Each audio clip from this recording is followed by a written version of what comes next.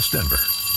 Sleep deprived and heavily caffeinated. All right, let's do this then. This is the Jeff and Bill Show. I don't agree with that. They don't always agree, but hey, at least they have coffee. Coffee. And each other. I love you, man.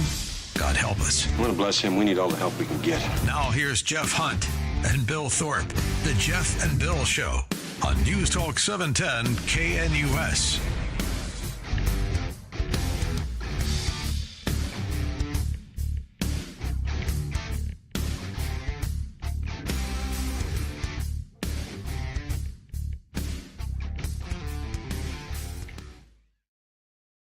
It is 6 a.m. in the Mile High City on this Thursday, May 15th, 2025. Good morning, Denver, Colorado. You've tuned into the Jeff and Bill Show, News Talk 710 KNUS. I'm your co-host, Jeff Hunt, along with Bill Thorpe, bringing you the freshest insights and hottest takes from the right, left, and center. Congratulations. You just woke up in the greatest country in history. Did you win the lottery? I think so.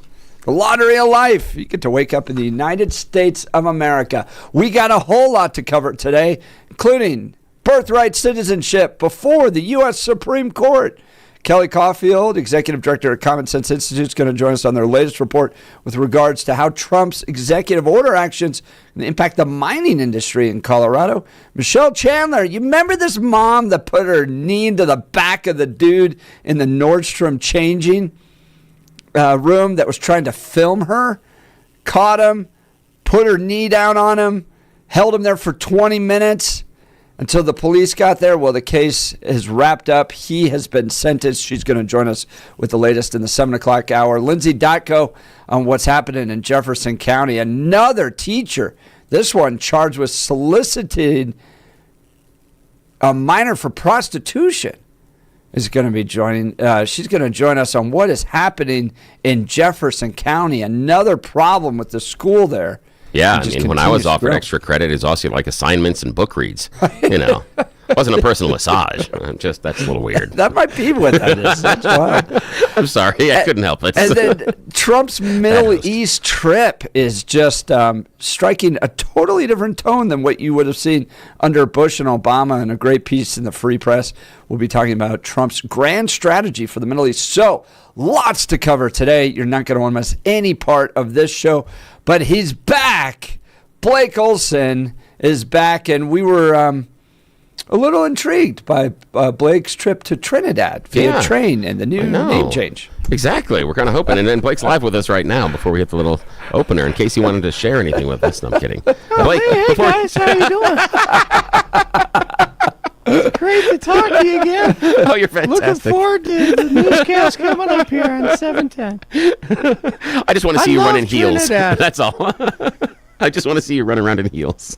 Oh, you got it. Oh, Blake, Black you're the best. Or brown? Or white? Blake, you're the best. Thank you so much. Hope everything went well. I know you had a couple. We're not going to talk about what the surgical procedure was because that's not for us or the listening audience. Doesn't matter. But sinus stuff. So sinuses. Not fun. Not fun at all. That's not cool. That's awful. But hey, I'm recovering, so and I feel good, and it's great to hear you guys' voice. It's a little muffled, but you guys sound great. Yeah, a little muffled. A little muffled might improve listening to me, actually, and myself as well. Well, welcome back. It's nice to have you back, sir. And you too, guys. Blake, have you heard about the new T-shirts we have? No, I didn't hear. Yeah, they were released into the wild. Yeah, yesterday. They were. If you go to kyleskarens.com. Okay. kyleskarens.com, you can get a T-shirt to showcase your great love, passion, and commitment to Kyle Clark and his reporting, or you can proudly tell the world you are not a member of Kyle's Karens. Yeah. Love it. So it's we're just serving both audiences. Whoever you great. are, we have got a T-shirt for you. Something that will definitely catch the eye of the neighbors and anybody standing next to you in the grocery store. So, and they're a limited edition. They're only going to be available for 3 weeks. 3 weeks from this Friday, and then they go away. We are not going to be able to print any more. It was part of the contract I had to sign in blood. They're going to destroy the silkscreen and everything else behind, just so anything legal happens. They're just going to make sure they have plausible deniability. So, yeah, this is a one-time shot that we've got at this one. So 3 weeks and they're gone. So, yeah, check out Kyle's Karens. Yeah. All right, I will. What colors? White, of course. Black? Red and blue. Red and blue. Yep, you only got 2 choices because, again, if you're part of the Karens, got to be wearing that blue shirt, and then if you're not, you got to proudly rock the red. There's only 2 color choices. Yes, there's no other reason to print them in any other color than that. Yeah, especially in Colorado. I can't wait to see them. Hey, are you going to play the open, or do you want me here to we go. Yeah, here we go. Morning dose of news and comment. Sorry. Blake Olson. You're the best.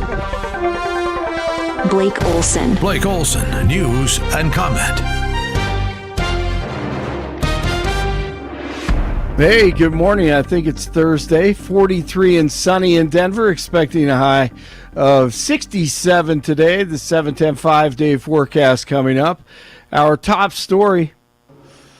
I believe it is God's job to sit in judgment, my job to defend America, and to promote the fundamental interest of stability, prosperity, and peace. That's what I really want to do.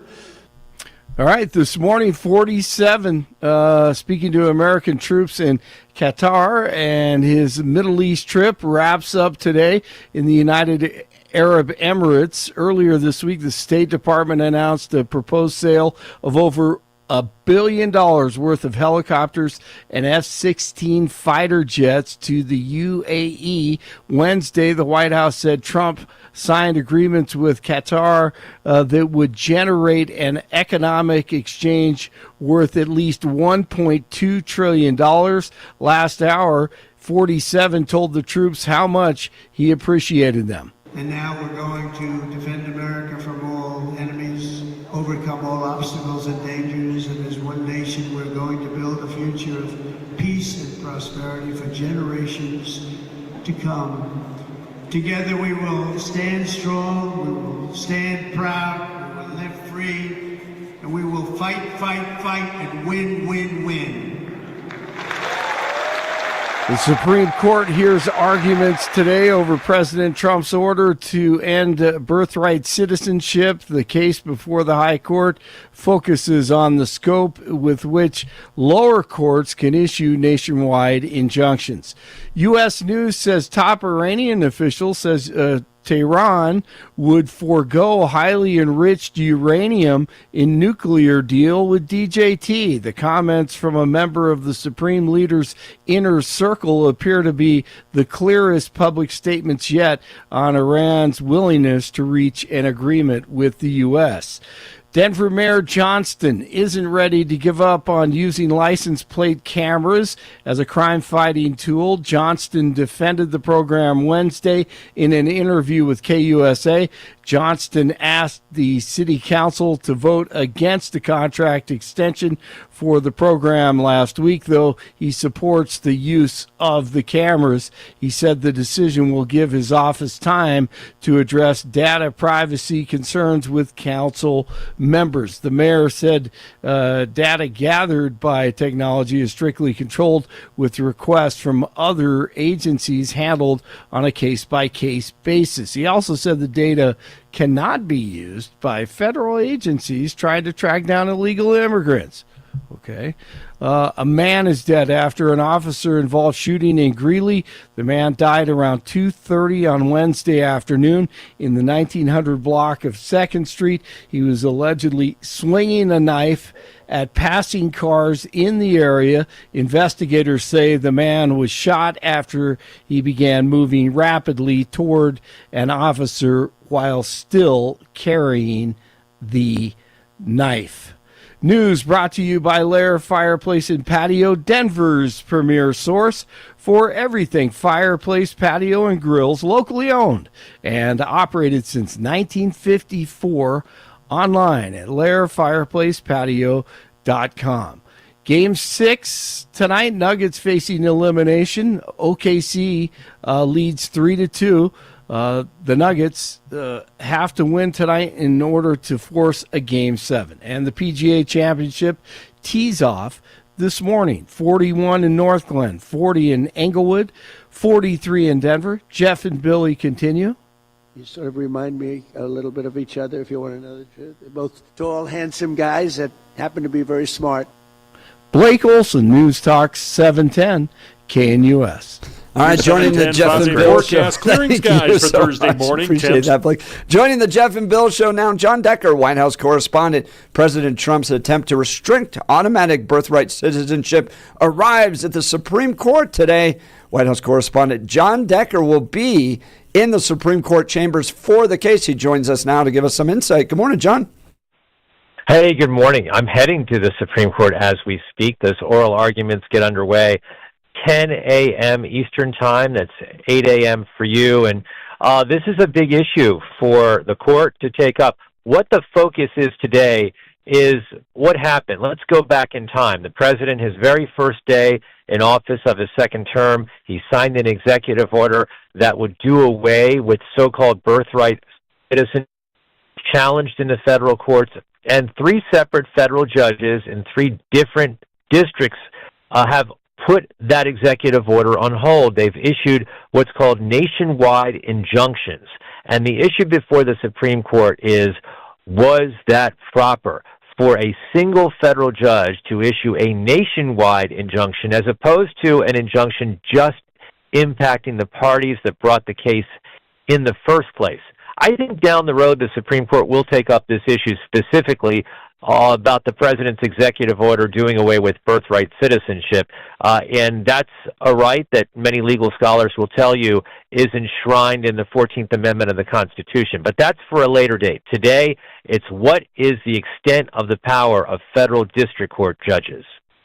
And that seems to be a growing battle between President Trump and some of these judges, Trump even hinting and calling for them to face impeachment over some of these decisions. So while birthright citizenship might not be the direct issue debated this morning, it'll definitely be tangential to what's going to be argued. Who are the parties that are going to be arguing before the U.S. Supreme Court this morning? It's 22 different separate attorneys general. So they represent blue states. They've challenged this. I think that what their argument is going to be is it has to be a nationwide injunction because you can't have individuals just in the 22 states be protected by the injunction. You have to have the entire country protected by the injunction. Otherwise, you'd have individuals that want to take advantage of so-called birthright citizenship just traveling to places like New York and California, blue states, to give birth to their child so they have U.S. citizenship, as opposed to having a child in, say, a red state like Alabama, in which the president's executive order would potentially apply. So that's, I think, the argument that you're going to hear from the states. For the administration arguing their point of view, they're going to say that this is a power that a single federal judge should not have. The power to issue these nationwide injunctions in the first place. And particularly these district judges, so they can have a lot of impact. And I think I've seen from the Trump administration the argument that this hasn't been the case with these district judges, that these nationwide impact or injunctions only really popped up in the last, since 1960 or so.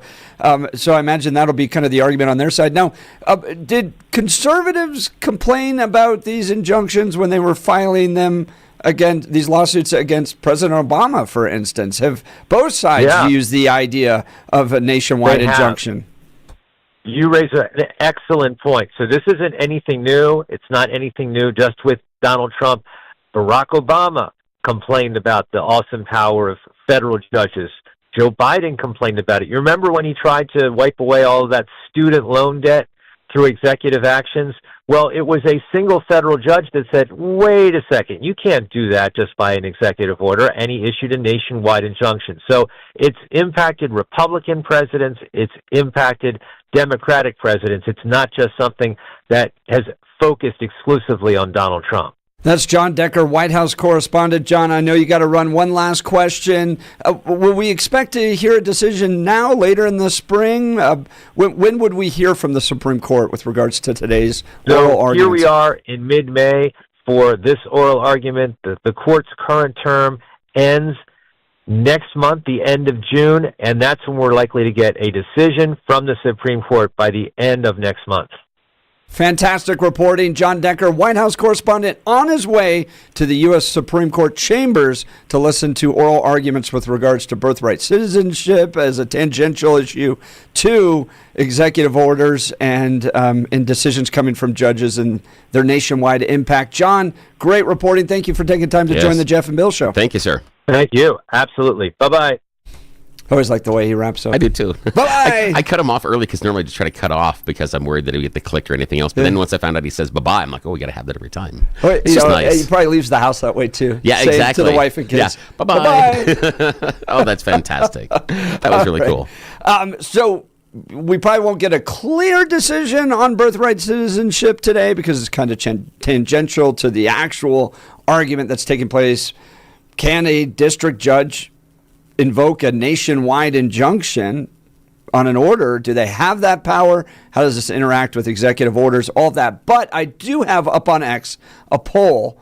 You can vote. I got 8 hours left in this. Does birthright citizenship, as detailed in the 14th Amendment, mean that children of illegal immigrants born in America are United States citizens? That's the current understanding of it. President Trump challenging that.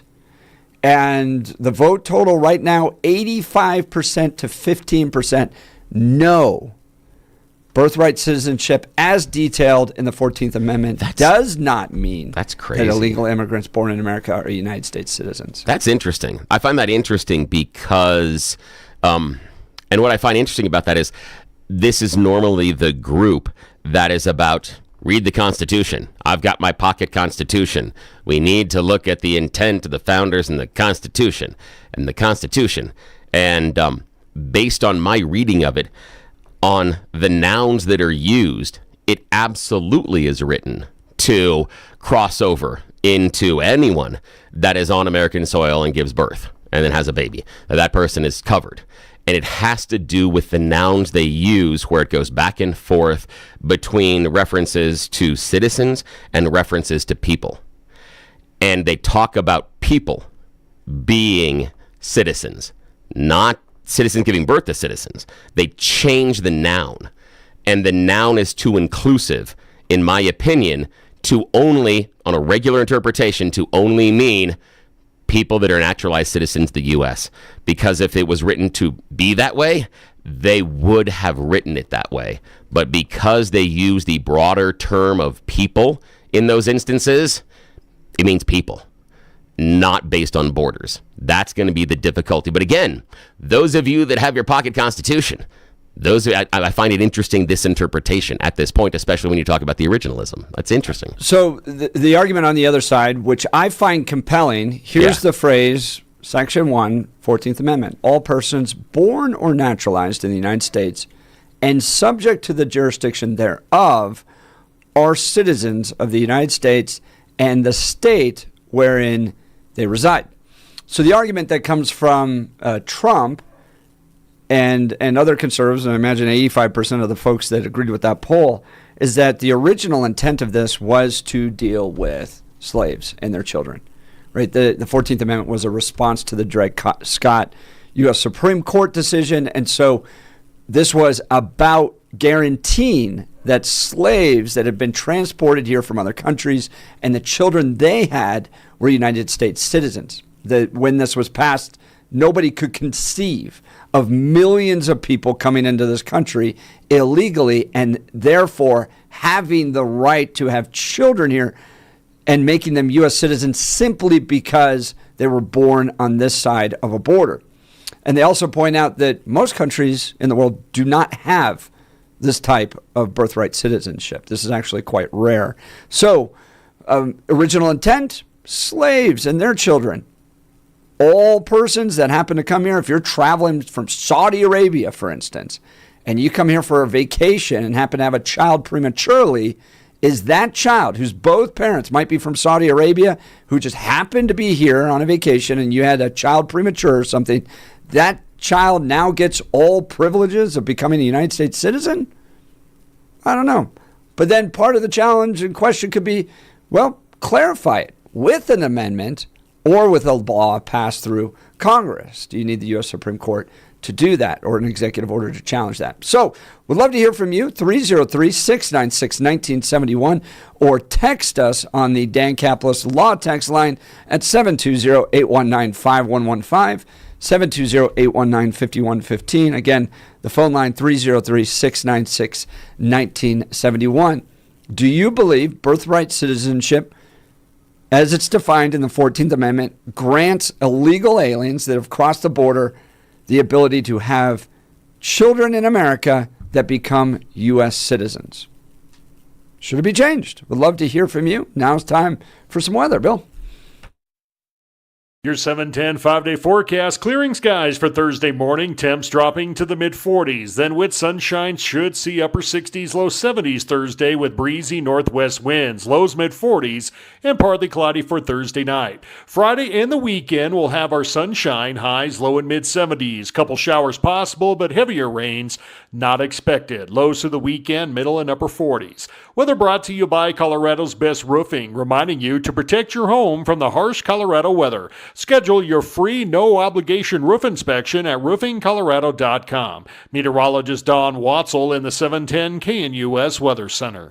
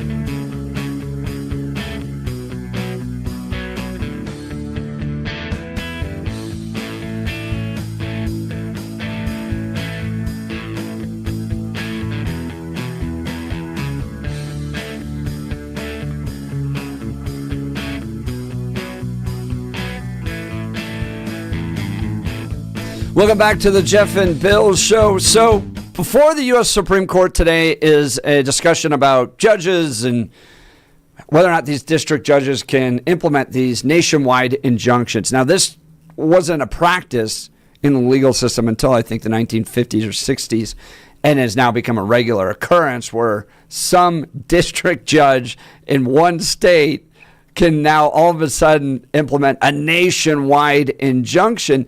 Do you agree with that? Should these judges have that power? Are some of these judges just activists? Charlotte Sweeney, for instance, is detailed in a DU article going, I became a judge to stop Donald Trump. So if that's what they're doing, or this is a violation of our Constitution of limited separation of powers, you're not there. You're there to read the law, to interpret the law, not to be an activist to try to stop Donald Trump. Or is this an important function? And Republicans seem to use it when Biden was in office or Obama was in office. So these nationwide injunctions, we'd love to hear from you, 303-696-1971, or text us on the Dan Caplis Law text line at 720-819-5115. A lot of these orders that the judges are speaking out against have to do with birthright citizenship, which is something that the Supreme Court may take up as a focus at another point. It's kind of tangential to the conversation now, but it matters.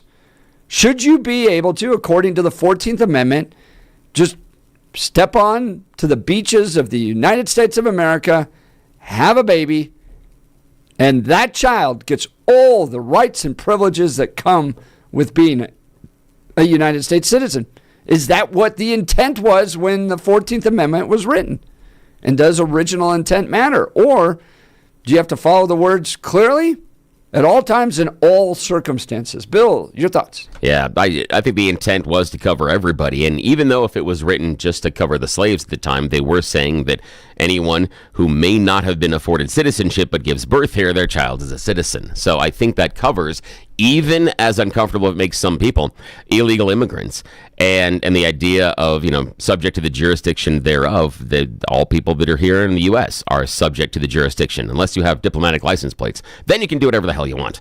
And this is kind of the idea I've got is, I understand the idea of the activist, but then what do we do with something like the Federalist Society? A good portion of our current Supreme Court justices have been members of the Federalist Society, and they had an active plan to get judges placed on the court because of their ideology. Could you then make the assumption that if Charlotte Sweeney, and again, I think she has overstepped her bounds saying I'm doing this for X in order to stop Donald Trump, but couldn't you say that there's an argument for the Federalist Society placing judges to affect a judicial outcome? So couldn't you say that we're going to try to find the activists, those that feel, the same as us? And the thing I've got is, I understand that there are a lot of people that are cheering and thinking that the Supreme Court may constrain these nationwide injunctions. But the other question I would have is, do you think the Supreme Court wants to do more work? Because that's what will happen, is if you have an injunction in one place but not on another, it's going to get kicked up to the Supremes all the time. That is going to be almost practice, where once you file in one district court, you're going to file immediately with the Supremes.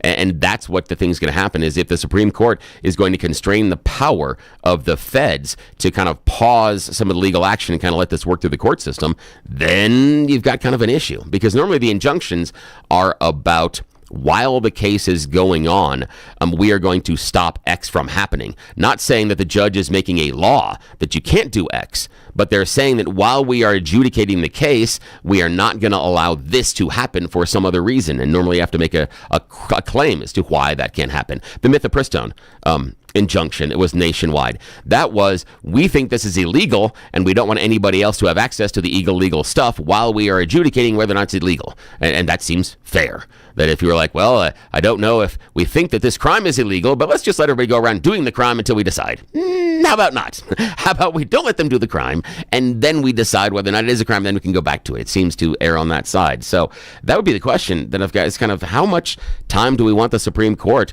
to be spending, and do we think they're going to double, triple, or quadruple their caseload? Because that's what would happen. Because if you had an injunction that is only pursuant to something happening in California or something happening in Minnesota or even Mississippi. They're going to have to get in on that one a lot earlier and a lot more often. I'm not persuaded. And the other thing I find interesting is if the amendment was meant to do X, Y, or Z, and they really believe so, why hasn't there been any movement at all from the Trump administration or from the GOP in Congress about changing the amendment? Why hasn't that been an idea at all? I mean, we even got is the reason why. Yeah, but I mean, if it's a good enough argument, make the argument. On these nationwide injunctions, what's so wrong with the idea that states can operate differently? That was the original intent of America. We were 13 individual states that decided to form together to create one nation, but we didn't hand over all the powers to that one nation. We didn't have to live uniformly in all this. If one state wants to offer mifepristone, another state doesn't want to offer mifepristone, while it's being adjudicated and looked at, why is it that every decision has to then become a nationwide issue? In part because, one, we are a collection of states, and we have decided to join ourselves inside of a union, just like we have decided to all use the same currency. We don't have currency in Minnesota or Colorado currency. So that's part of it, is that we have pooled resources, and we've decided that you are going to give up some independence in order to be part of the larger body politic. And that does seem reasonable. And if you wanted to go ahead and say that, and every state could make its own, then we'd just become a small conglomeration of independent nations, and that's kind of where you look at. There has to be some universals.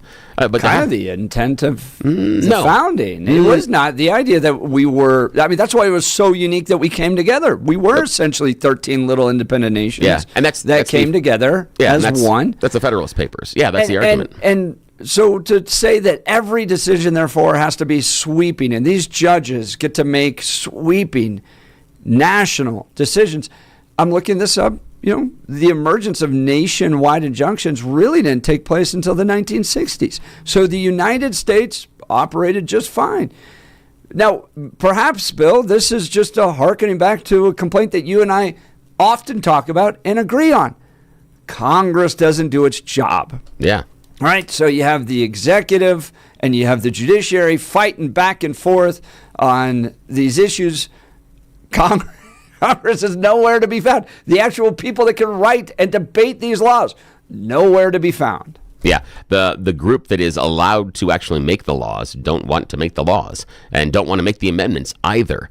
Now, I understand the issue for the nationwide injunctions is you have a Colorado judge can't issue a nationwide injunction, but a federal judge that is here in Colorado can, because there's a different level in the court system. And there does have to be a different level in the court system, that states can make their own rules and do write their own rules, but that is then a state issue. There are other larger issues, and especially when you're talking about mifepristone, you're talking about, basically shipping it across the country. So it does become a larger question about whether or not it is legal. So I'm going to jump and talk to the phone and see what they want to say. Yeah, phone lines are starting to light up. 303-696-1971, or text us on the Dan Caplis Law text line at 720-819-5115. Does someone like Charlotte Sweeney, a federal judge here in Colorado that is a local LGBTQ activist, right, sits on the boards of certain LGBTQ advancement organizations, who became a judge specifically to fight Donald Trump? She said after the 2016 election, she felt like she had to. So she applies to become a federal judge, gets appointed under Biden, John Hickenlooper, Michael Bennet, all that. All right, so you place somebody like Charlotte Sweeney, who is clearly an activist. I am clearly an activist. That is what I do. I'm trying to drive an agenda. I'm not a lawyer or a judge or even a journalist. I'm not trying to be, nonpartisan. I'm clearly partisan. So to take somebody like me, like Charlotte Sweeney, put her in a seat with the federal courts where she can issue a nationwide injunction and stop Donald Trump's agenda, is that right for our country? She was never elected. There's never a vote for her. She's a partisan political hack who became a judge, and now she has this tremendous power to stop the agenda that the American people push forward in a free and fair election in November. She has that power. Is that right? And does the Supreme Court need to step in and address this? Let's go to the phone lines. Joe in Arvada. Good morning, Joe. You're on with Jeff and Bill. Morning. Well, you said something just previously that the president and the judicial system should be paying attention to what the Congress says. They don't pay attention to what the Congress says. In the Illegal Aliens Act, they made it specific. They are not to get involved. The president is the one to get involved, not them. They don't even pay attention to the Congress. Give me a break. Yeah, I don't know. I mean, I'm not sure where you're going with that one. I mean, so you're saying the president is the one to decide, not a judge. I know, but what I'm hearing from you, and this is why I'm a little confused, is I'm hearing from you that we don't need a president, we need a king. No, when the Congress makes an order allowing the jurisdiction of this decision to be the president's, that's what the Congress decided. They decided to allow the president to declare what illegal aliens are and how they should be removed. Here's the thing. The other thing, the terms that are being used here are not understood by the common everyday Joe. Pardon the expression. The point is, like, for instance, British subject. See, British subjects could come over to the United States, and if they just happen to be here on a visit and have a baby, that was a British subject, not an American citizen, and everybody knew it. But in today's language, if you're a Mexican citizen, you run across the border and have a baby, that's an American. No, they're still subject to the jurisdiction of Mexico. If they want to go back to Mexico, that's a Mexican citizen, not an American. But while they're here in America, they're subject to the jurisdiction of our laws. And it outlines that's not what it means. Inside that, yeah, it does. And while they're in the state, it isn't. Yes, it is. That's what they're about to argue. And I will say this: we're going to lose. You know why? That's not really what they're going to argue. That's not what they're going to argue. But hang on a sec, Joe. Okay, help me understand. Help me understand what you think it means by subject to the jurisdiction they're in. Well, what it means is, if you're, I'm going to explain to you again. Let's say you're a British subject, and you come from Britain, and you and your wife are on a honeymoon here in America, and you have a baby. Your baby is subject to the jurisdiction of Britain, not of America. That baby, that's just like an American citizen. Are those two people from Britain subject to the American laws while they're here? Yes. Not according to what Joe's saying. They wouldn't be subject to the jurisdiction they're in. That's why they made it specific to say that, except, when you come over from another nation, your baby is not subject because it's subject to the jurisdiction of where you came from. No, Joe, because the British citizens, while they're here, would be subject to American laws.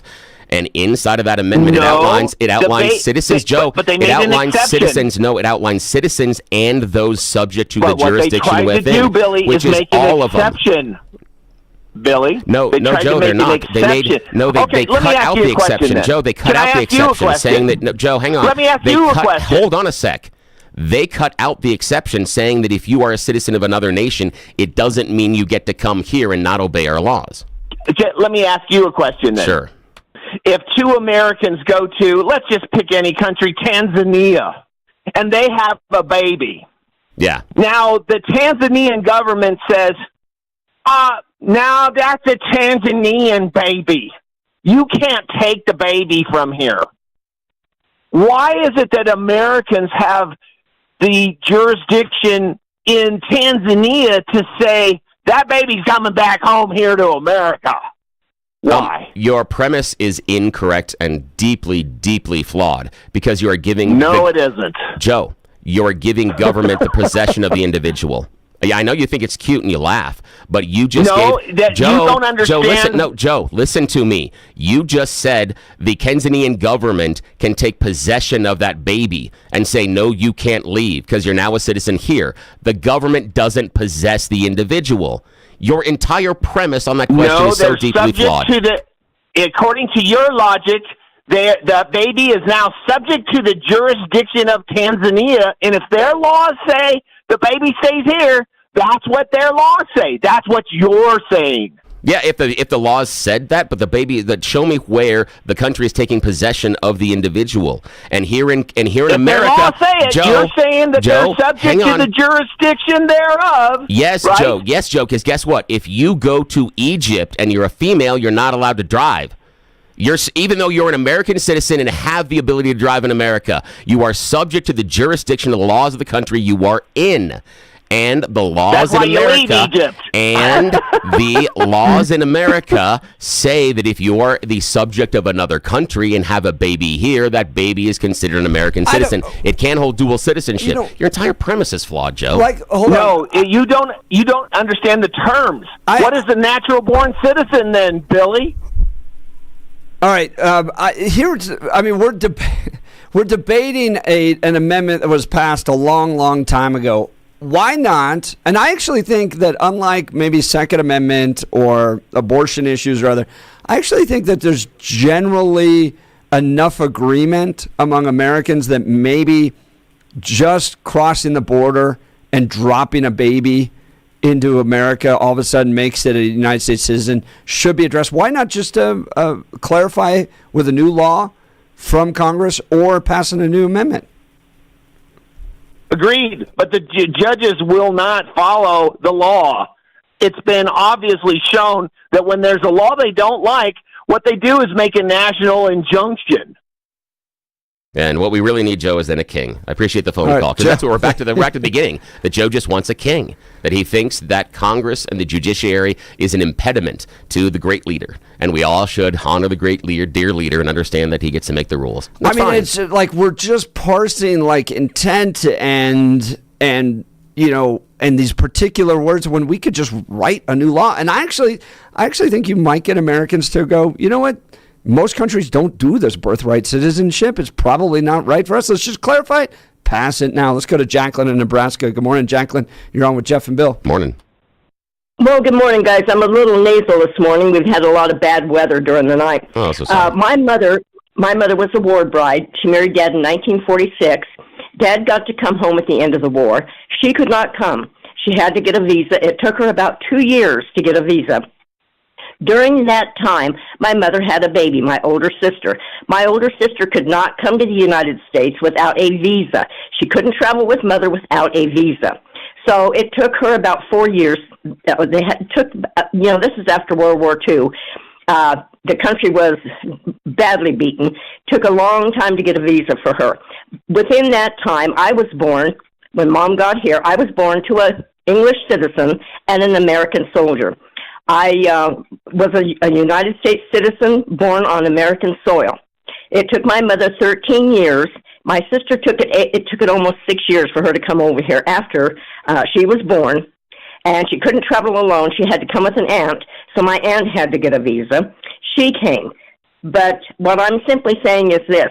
My sister is not a United States citizen, even though her father was an American soldier. Now, this has been a problem after World War II, Vietnam, Korea, all the soldiers that were married war brides, their women could not come back to the United States. They still had to go through the process. In the 1960s, with Vietnam and everything going on, there were so many men trying to get their wives that they married during Vietnam into the United States. They still had to go through the process. They still had to get a visa. They had to be checked out medically, criminally, everything. They couldn't just come. Now, I have a nephew who was born in Saudi Arabia. His father worked for NASA, and his mother. She had him. She was hoping to get back home to the United States, back to Florida, before he was born. Well, he was born in Saudi Arabia. He is a Saudi Arabian citizen. They had to, when he was trying to get his business licenses and all this going, he had to go to school. he had to become a United States citizen. They had to go through the process of getting him a visa. They had to go through the process of getting him naturalized. So they couldn't keep him in Saudi Arabia. That is not quite true what Bill was saying, or what Joe was saying, because they're not going to want to keep anyone who's not a citizen, who cannot pay to be a citizen there. That's just how it works. But he finally had to do it, and he's a United States citizen now. He became an engineer. But, they've messed this up, and they've taken advantage of it. It started in the 60s. Well, and Jacqueline, to your point, I'm reading the Heritage Foundation, and this is what Heritage says. Congress should clarify the law according to the original meaning of the 14th Amendment and reverse this practice. Their argument is the State Department's got it wrong. This should not allow for birthright citizenship. But the answer... Congress should clarify the law. All right, we've got You Choose the News coming up. You're listening to The Jeff and Bill Show. This is Denver's Talk Leader, News Talk 710 KNUS.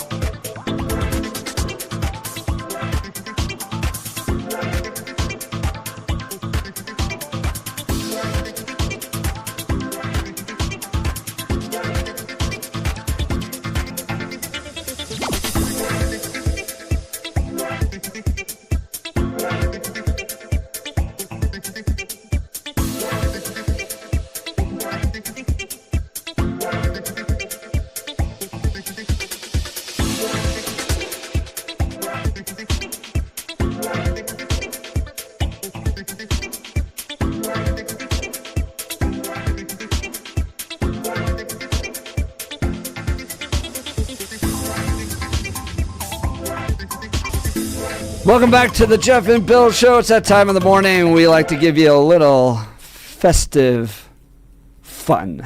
Yeah. With You Choose the News, Bill. Yeah, time to get silly. Yes. Why in the world would we take time out of our important show to play America's favorite fake radio news game show? Well, if you've been listening to the Jeff and Bill Show, you know the people in charge are not awake until 7 a.m. Once we found out that's when their alarms go off, Jeff and I will take full advantage of being left unsupervised. Yes, this is a giant secret between all of us, so shh, just remember. You know how this works? Silly stories that I find on the interwebs, give them even dumber headlines so we can play this fake radio news game show. And as always, Blake Olson is joining us from the newsroom. Yes, Blake is back. Okay, we are so excited. Here we go, gentlemen. Your headlines this morning. Headline number 1, truth in government. Headline number 2, probably Drake Mallard.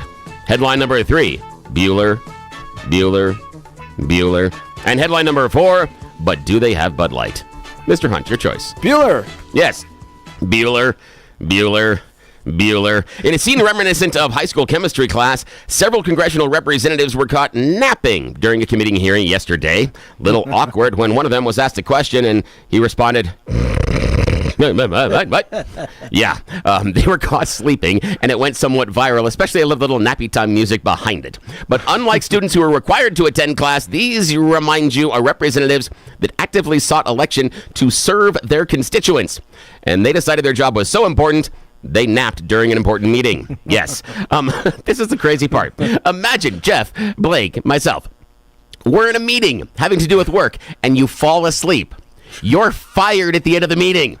But if you're in Congress and you fall asleep during a meeting, who cares? You're Become a just meme. cute. Yeah, exactly. Mike Lindell, by the way, is retweeting some of these memes where he's in the back handing them a pillow. Oh, that's fantastic. Oh, that's great.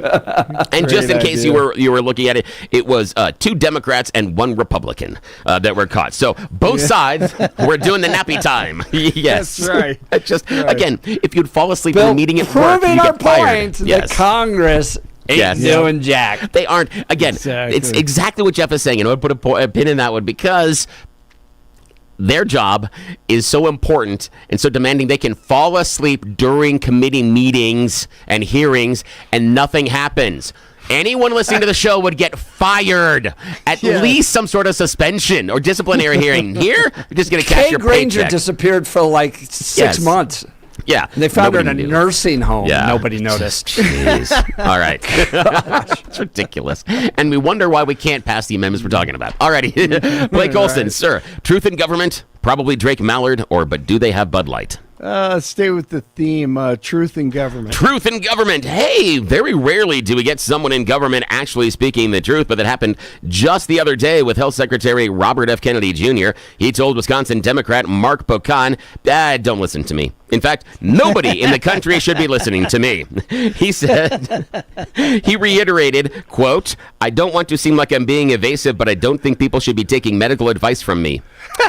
Said the health secretary that we shouldn't be listening to the health secretary about taking advice. Now, luckily, at least the representative did push back and go, kind of your jurisdiction. Doesn't the CDC give advice? That's kind of what we're trying to do is you lay out the pros and cons and give advice on what people should do. So, yeah. So in other words, JFK can just go back to sleep. RFK Jr. can go back to sleep. Talk to your doctor first. Yeah, exactly. Yes. Yeah, but then again, hopefully you don't have that 10th doctor that doesn't recommend using the toothpaste because that guy's weird. True. Yeah, exactly. Okay. True. Good point. Jeff Hunt, sir. Probably Drake Mallard, but do they have Bud Light? Do they have Bud Light? Yeah, do they have Bud Light? That's the big question we're asking at Kid Rock's big-ass honky-tonk rock and roll steakhouse in Nashville. But recently, they closed down their kitchen. Several restaurants in downtown Nashville recently shuttered their kitchens. Why? To avoid immigration raids. Yes. Kid Rock's restaurant closed their kitchen because of illegal workers in the kitchen. Yeah, just, take a moment to think about his Bud Light fiasco and everything else. Yes, in Nashville, they're shutting down restaurants, can't cook the food because all the illegals are cooking the food. Gotta hire Americans. Yeah, that's it. Back to you, Surrender. You choose the news. All right, coming up in the 7 o'clock hour, Kelly Caulfield, Executive Director at Common Sense Institute, is going to join us. They got a new report out regarding mining. You're going to not want to miss this. You're listening to Jeff and Bill. This is Denver's Talk Leader, News Talk 710, KNUS.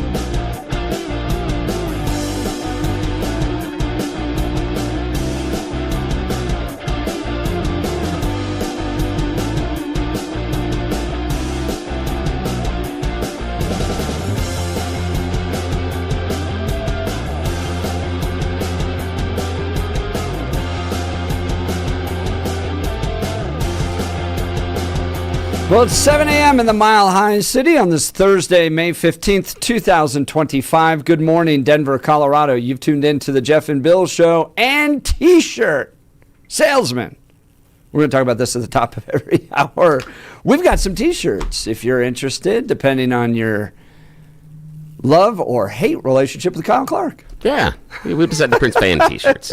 We're both sides. Yeah, we're equal opportunity capitalists. Yes, here, exactly. And there's some for both sides. You go to kyleskarens.com, kyleskarens.com, and you can choose a T-shirt that best represents your lifestyle. However, for those in your family or your friends that may be of a different political persuasion or be huge fans of a certain television program or news broadcaster in town, you can proudly give them a gift they can wear everywhere else and just absolutely beam when they wear it. You have to look at some of the descriptions as far as the special hidden features inside of the Kyle's Karens T-shirts and things that happen. So, but again, you can choose your favorite color, if it's either red or blue. You see where we're going with this one? Yes, but proudly declare where and how you get your news. It doesn't matter to us where you're doing it. We just appreciate you spending time with us, but choose a team, as we're saying on there, either you got to decide and choose a side here. Either you love Kyle Clark or you have to proudly announce you're not a Karen. So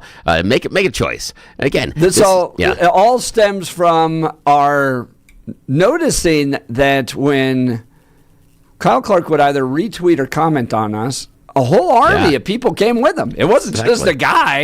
Yeah. He just like, whoa, there's a lot of people that like a whole bunch of joined this conversation. It's like he's got a posse or something. It's kind of crazy. And, we started to go, well, some of the bigger celebrities have names for their fans. Yes, Swifties, Beliebers. Yes, parrot heads. Yeah. Yes, exactly. Yeah. And so we ran we asked you, what should we name Kyle Clark's fan base? And we got a whole host of different names. We put all those names into a poll. Yes. You voted. Kyle's Karens became the name of Kyle Clark's fan base. And we thought, well, if you're proud to be a Karen, yes, then buy your shirt, wear it. Absolutely. I am a Kyle Clark Karen. Yes, absolutely. Support the side that you believe in and your political ideology. Choose red or blue. And again, it is because of the choices that you, our audience, made. And the reason we're emphasizing that is just in case the lawyers show up. We're just going to say it's your fault. Just saying. It's going to be your fault. And if you're like, look, this guy has ruined Channel 9. I can't stand him. I turned off Channel 9 years ago. I want nothing to do with this. Well, then send your message to your community as well. Exactly. Show up in the grocery store and wear a shirt that says, I'm proudly not a member of Kyle's Karen. Yes, I've got a member of my family that has purchased several copies of each T-shirt. Both colors. For different things. Different members of the family, different things happening. So they're like, I got to get some of these. But look, we're only going to run this for 3 weeks. Yep, limited edition. And after that, they are burning all the proofs. They're burning everything. Never happens. Can't go back. Yeah, we can't go back and do this. So you only have 3 weeks to get in on this. After that, it's gone. This isn't going to be something we're going to be able to bring back later on and go, hey, what about? No. This is it. You got 3 weeks to get in on Bill, this. Tell them about the design. Oh, the design's fantastic. Here's the deal. Now, we know that when you're listening to local evening news, they like to wear that sport coat thingy. So we want to make sure you represent this right. So we have a nice lapel outline on the shirt for you. Then in the middle, depending on which one you choose, it will either say, I am a proud member of Kyle's Karens, or I am not a proud member of Kyle's Karens. So now, it's just regular font right there in between the lapels, but then we get to Kyle's Karens, and we went with kind of the Mr. Rogers neighborhood font. Now, it's not the exact font, but it definitely is one that is adjacent to the old Mr. Rogers font because, again, here in Colorado, we are all neighbors. Yes, you can be living right next to someone that might just be a Kyle's Karen. You probably have had discussions across the fence with them, or they've argued about where you're putting your trash out in front of the car. So, one of those things are probably happening, but, again, so, you look like you're kind of dressed up a little bit. This is going to be the perfect type of ensemble you wear to your local HOA meeting. They'll know exactly where you stand. You get to pick, but let everybody know what side you're on. And again, you got to go to kyleskarens.com to order your T-shirt. They are only $25, and this is a limited run. Once they're gone, they are gone. So when your friends that you're hanging out with go, hey, where'd you get that T-shirt? You go, buddy, I only had 3 weeks, man. You should have got in on this. You got to listen to the show that I listen to, the Jeff and Bill Show.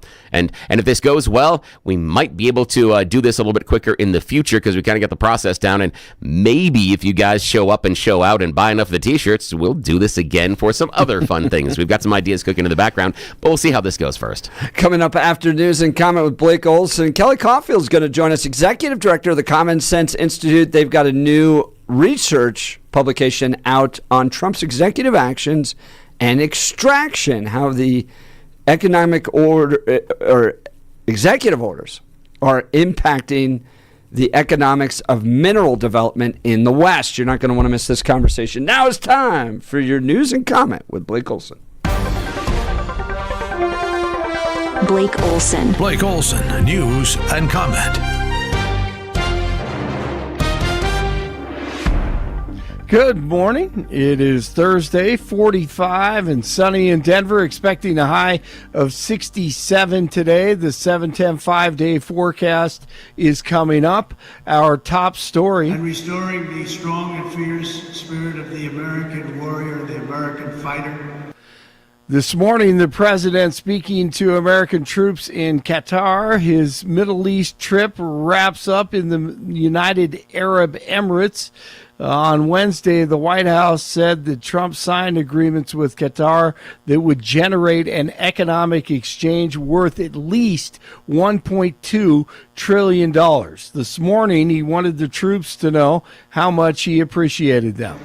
On day one, I signed an executive order stopping our service members from being forced to endure endless training sessions on political correctness. We don't care if you're politically correct. And I directed the reinstatement of all patriots expelled from our military by the COVID vaccine mandate, which should have never happened. They're being returned at their former rank with full back pay.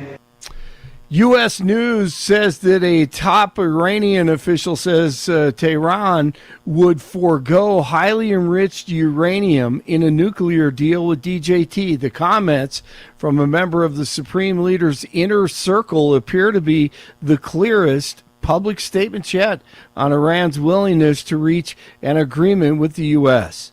Today is Peace Officers Memorial Day. It's a national day of observance for fallen police officers. Many organizations and federal agencies will be flying their flags at half-staff to honor their memories.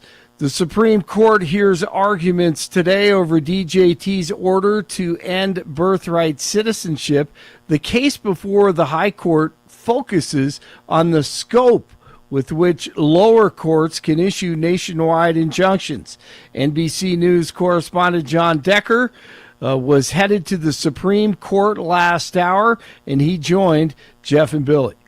And the issue before the Supreme Court is, was that proper for a single federal judge to issue a nationwide injunction as opposed to an injunction just impacting the parties that brought the case in the first place? I think down the road the Supreme Court will take up this issue specifically about the president's executive order doing away with birthright citizenship. And that's a right that many legal scholars will tell you is enshrined in the 14th Amendment of the Constitution. But that's for a later date. Today, it's what is the extent of the power of federal district court judges. The FAA isn't commenting on a reported outage at a Denver area air traffic control center this week, but retired controller and former union leader David Riley says aging equipment and low staffing could be to blame. They're making it work. They're putting a Band-Aid on a bigger problem, and it's ultimately going to fail. Hopefully, there won't be a loss of life because of it.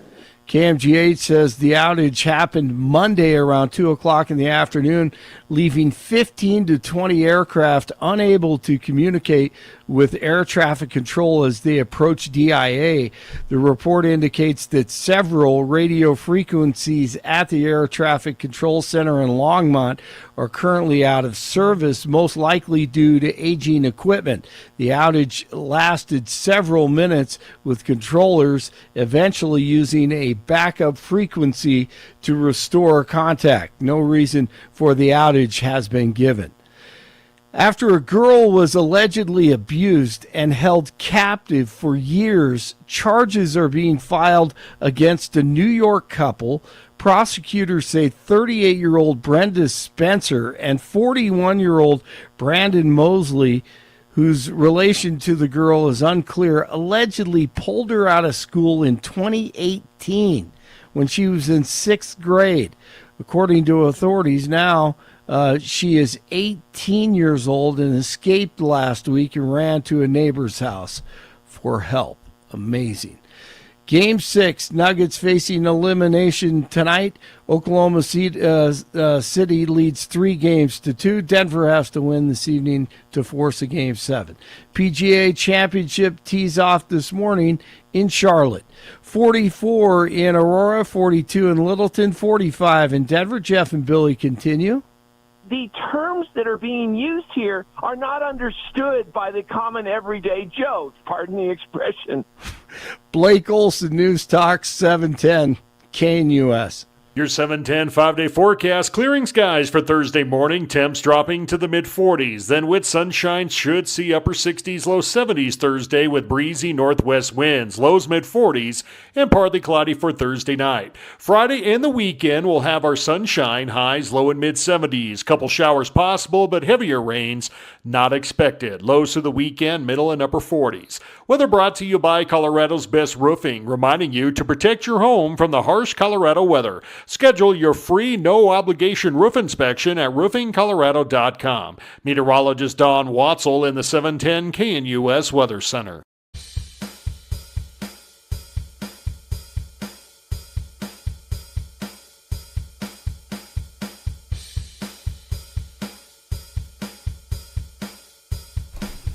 Well, Colorado's got a great, rich history, literally, of mining.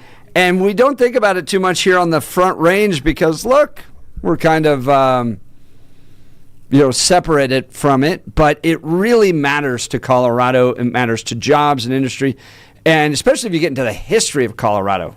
I mean, at one point, Leadville was the biggest city between St. Louis and San Francisco, and it almost became the capital of Colorado because of the silver they were pulling out there. I spent time up there when I was doing ultra marathons and would go to the mining museums and learn about this great history. Well, how are Trump's executive orders impacting the economic development of minerals in the West? Well, with a new report out, they're doing it better than anybody else. The Common Sense Institute here in Colorado, incredible nonpartisan, fact-based research, and the executive director, Kelly Caulfield, joins us. Good morning, Kelly.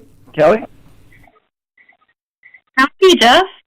Glad to have you with us. We're getting a little bit of echo. Bill, can we? Oh, Bill's working on that, but I'm going to turn it over to you, Kelly. Tell us about the new report you got from the Common Sense Institute. So much for the opportunity, and hopefully you can hear me okay. Yes, the Common Sense Institute here in Colorado, we were really interested in studying this executive order coming out of Washington. Lots of changes coming out of Washington.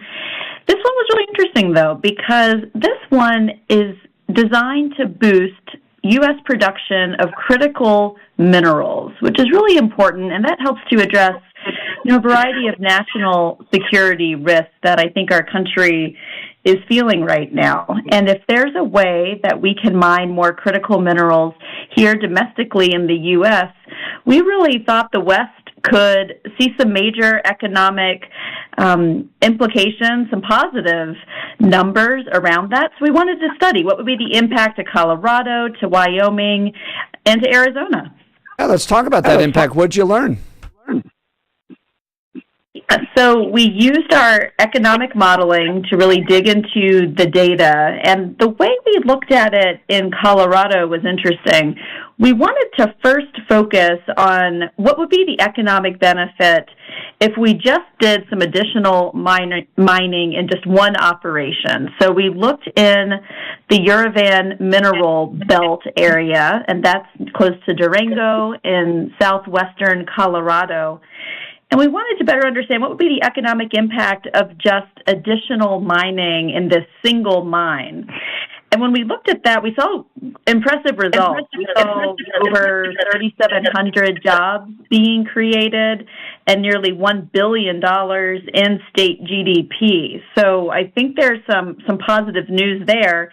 We also wanted to look statewide. And to be clear, Jeff, that Uravan mineral belt is home to a variety of minerals, but the one that's really of interest there was uranium. And we know with the legislature and the governor signing bipartisan legislation to allow nuclear to be counted as a part of clean energy as the state works to meet its emission reduction targets, that's a really big deal. So we can now try to get people a little bit more informed and understanding the economic implications of additional uranium mining. And then we also looked at that statewide. But I'll pause for a minute to see where else you want me to go after what I just said. Well, I mean, bottom line is that it really affects our economy.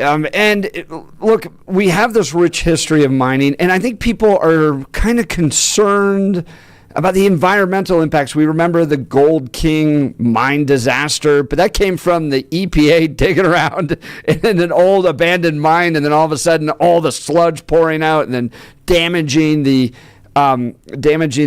river down in Durango. Mining's changed a lot, and they do it better, they do it cleaner, and it's not the big terrible environmental destruction that people might be concerned about, but there's a lot of economic opportunity here. And rather than going to other countries and then pulling out those minerals and bringing them across the ocean and bringing them to the United States, we could do that in our country, still protect the environment and unleash this economic engine, and even possibly get to nuclear, where we're now making America cleaner because we're using nuclear power. It's all right here. It just needs to be unleashed. Last night, you hosted an event around this. I saw it on social media. What are folks saying about these executive orders coming from Washington and the economic impact it's going to have in our country? Great event at the Common Sense Institute's office in Greenwood Village. We're lucky to be right there at AMG, close to Fiddler's Green in Greenwood Village. And we had over 140 people come and join us, Jeff, to learn more about what this executive order means for the West. And we were thrilled to have Governor Mark Gordon come to our event and did a really nice fireside chat with our moderator. We also had an expert panel with Dr. Caitlin McKinney, that's Common Sense Institute's new director of research, Dr. Ian Lang with the Payne Institute at Colorado School of Mines, and then Adam Ekman with the Colorado Mining Association, as well as Lynn Granger with Colorado Oil and Gas Association. So truly an expert panel. Governor Gordon was really interesting because, as many of us know, the state of Wyoming has a tremendous amount of areas to benefit from this executive order. They're, an important regional collaborator for us. They're just a few, they're not that far. I'm always amazed. You're on 25. You just keep going and you'll be there. You'll be there pretty soon. But we found in Wyoming, and I think why the governor, I don't want to speak for him, but he was just very excited about this, the ability to do more mining of critical minerals on federal lands really opens up immense opportunities for Wyoming. They are already the nation's leading wind energy producer. And when you couple that with its proximity to Denver's aerospace and national defense sectors, it creates just an amazing opportunity for our neighbor to the north to strengthen and expand their domestic mineral to material supply chain. So as our country continues to think about how we become less reliant on China and other countries that have many minerals and critical minerals more than we do, there's a real opportunity for Wyoming. So the governor was talking about that, and then our expert panel really helped to drill down the findings to what are the implications for Colorado and Arizona. And I'm interested in those implications. So that voice you're hearing is Kelly Caulfield. She's the executive director of the Common Sense Institute here in Colorado. different states are going to have different policy approaches to mining. Wyoming, I imagine, is let her rip, right? We're going to go up there and get to those resources, provide those jobs, add that economic benefit. Colorado probably erring on the side of keeping it in the ground. Talk about how those policy differences with Arizona, Colorado, and Wyoming are going to play themselves out. And as you all might know, common sense, I love to say this, is spreading across the country. Common Sense Institute, Colorado, we've been here 15 years, but we are replicating. So we are now there's a Common Sense Arizona, a Common Sense Iowa, and a Common Sense Oregon. So Arizona was particularly interesting to us. Arizona holds abundant copper deposits, and that's really a material critical to the advancement of AI and data center infrastructure. And they have been doing, I think, some very strong copper mining already, and this executive order will just open up the ability to do even more. When we looked at the results for Arizona specifically, we found that if we're able to expand production, that for every $1 increase in the global price of copper per pound will equate to increases in wages in those copper-producing counties in Arizona. So we're talking about economic benefit, we're talking about jobs, we're talking about more money in people's pockets. We found if you just increase the global price of copper by $1, that translates to an $11 rise in average weekly wages in those copper-producing counties. So Arizona really stands to benefit from this kind of executive order. And then bringing it back to Colorado, I talked about some of the single economic benefits if we just did more uranium mining in the Durango area in southwest Colorado. But our economists are ambitious, right? So we wanted to also see what would it look like if we had even up to 10 additional mining activities in Colorado? Again, kind of focus more on this uranium conversation. And that led, as you may expect, even bigger benefits, closer to $8 billion in statewide GDP and up to 30,000 increase in our labor force. And this is the right conversation to be having at the right time. Again, I'm so pleased that bipartisan legislators came together. The governor's already signed this one, saying, yes, let's pursue nuclear. This is going to take time. It's not going to happen overnight. But at a time where Colorado's economy is struggling in terms of private sector job creation, we're really good at public sector jobs recently. That's been some of the most recent trends of our monthly jobs report.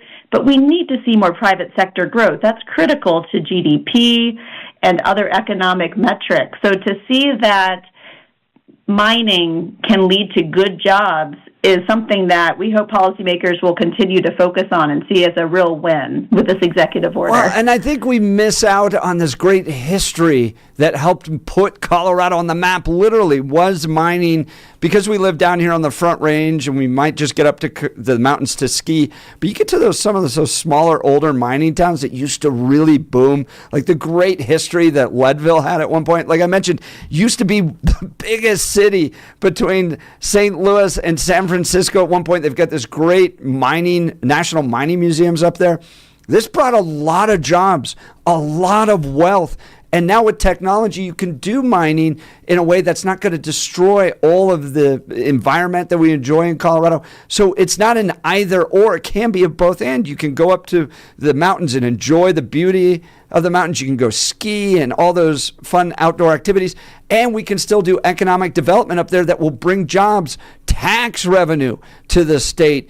$8 billion of economic opportunity to the state. You've just got to unleash the power of the state and get to that. And people at the Common Sense Institute are doing the research in a nonpartisan way to get to this data so that policymakers can make informed decisions. So any message you have for policymakers here in Colorado as we wrap up, Kelly? Jeff, I would also just say quickly, it's not just mining jobs that, you would traditionally think of, It's also these high-skilled businesses also benefit when we talk about additional mining. Here in the Front Range, even in Denver, there are a number of mining consulting and finance firms, and those are good jobs. So they benefit as well because they are offering engineering support, infrastructure support, policy support. Those are good jobs in Denver that will also benefit from this from this executive order. And just finally, I would just once again applaud, I know Senator Dylan Roberts and others were really critical to moving forward this nuclear energy legislation. And so really ask policymakers to make sure that it's implemented and that it's implemented well so that Colorado can have more of a all-of-the-above energy policy approach. And I'm intrigued. One last question, Kelly, that the Colorado School of Mines was there. Here we have this great engineering school right here in Golden, Colorado. I mean, it's really one of the top ones. It's up there with MIT and others. How are they looking at these opportunities in Colorado? You mentioned they were there last night. I'd love to hear their perspective. Dr. Ian Lang was a contributor to our report, a co-author, and we really enjoyed working with them. You're right, there's no better expert in the country. They were really also excited to see this executive order and to model the economic implications for the West. So a lot of the analyses here in our report were done with them, and their feedback was we need to have patience. It takes time. You're not going to have a new uranium mine tomorrow. So to caution policymakers, and your listeners, and for those who attended our event, stick with it. See that these results will make a difference and certainly benefit the West economically. But we will need to see, companies come to the table, more supply chain entities come to the table to really make this a reality. That's Kelly Caulfield, Executive Director of the Common Sense Institute, Colorado. Look, nobody does it better when it comes to research in a nonpartisan way that provides facts and data for policymakers to make informed decisions. Go to commonsenseinstituteus.org, commonsenseinstituteus.org. I'm a supporter of theirs. This is a great organization. Continue to follow them. Kelly, thank you for taking time to join the Jeff and Bill Show this morning. Yes, thank you. Thank you so much. All right. Bill, oftentimes when I ran the Western Conservative Summit, we would try to help the nation understand the specific issues that the West was facing. Because what we're facing, for instance, is different than what policymakers in Washington, D.C. are thinking about, right?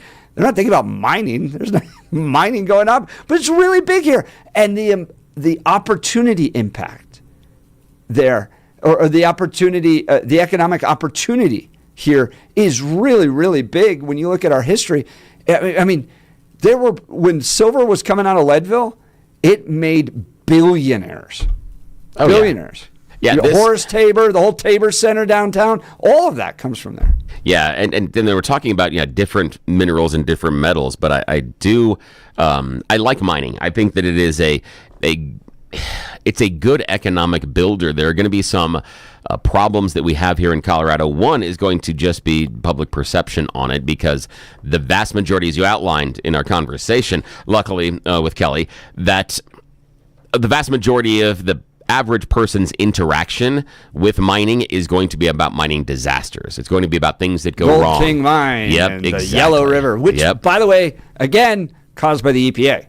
Yeah, so it's we're digging around in that mine. That's gonna be the problem, and you're gonna have things like mine collapses. You're gonna have things like you're also gonna be looking at coal miners, and that visual is going to be a little bit more difficult. The idea that we need to have people that are that may be exposed to things like black lung, and you may have, but that's not what we're talking about here. Not mining coal. There's different type of mineral extraction, and some of it can be done very, very clean, very, very well. So I think you're gonna have problems with Colorado's environmental bend on whether or not this harms the environment. But mining is a fantastic way to build, economic growth, as Kelly outlined. Oddly enough, it's limited, but I do have experience in a fire assay lab, which means when they take the stuff out of the mine. They then put it through a process, and you try to figure out what minerals and metals are in that specific vein and that to what percentage, because you got to figure out what the percentages are as to whether or not you want to keep drilling in that location. Oftentimes, we see in the cartoons or in movies, there's this line of silver running through the wall. That's not how it normally happens. Normally, it's mixed in with all the rest of the stuff, and you have to burn off, compress, or separate the metal out of the larger rock and minerals that are there. So there's another process that's involved, and that's the process that I, again, limited experience, but I can do it. You put me in a fire assay lab, I can do it. You put me in a mine, I can load explosive charges. I've drilled the charges. I've loaded the charges. I've lit the charges. I've been in the mines. Again, limited experience, but I've been there and I've done that. So I understand what can be done and how important it is. And I also understand that how many companies out there do it the right way. Yes, there are some companies that are absolutely horrible, and they view their employees as, chips on a playing board. But there are other mining companies that understand how specialized and how difficult it is to get workers that really can help and drive the company forward, because they're doing more with less. You don't have hundreds and hundreds and hundreds of people working in a mine.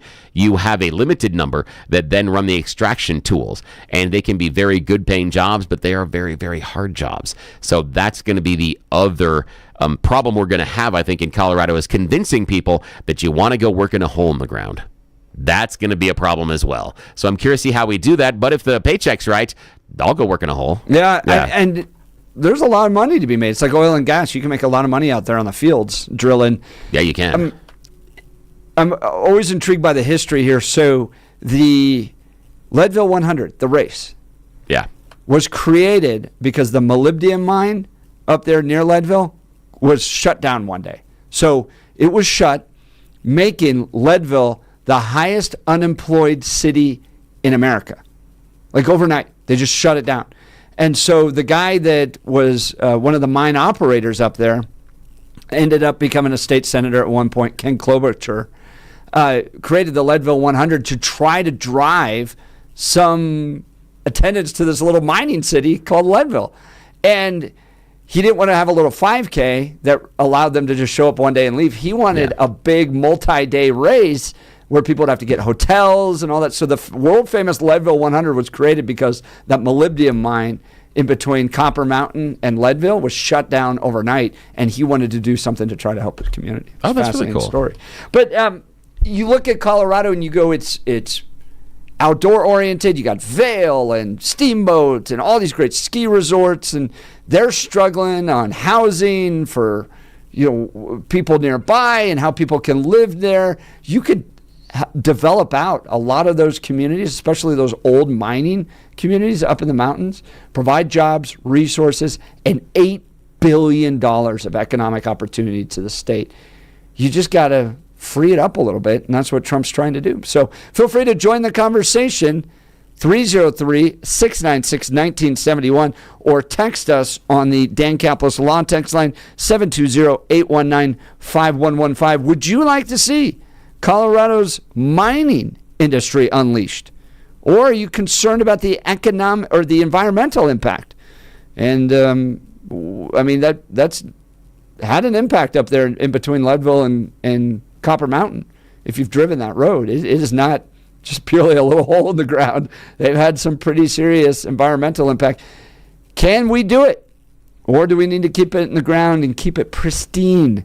303-696-1971 or text us at 720-819-5115. You're listening to The Jeff and Bill Show. This is Denver's Talk Leader, News Talk 710, KNUS.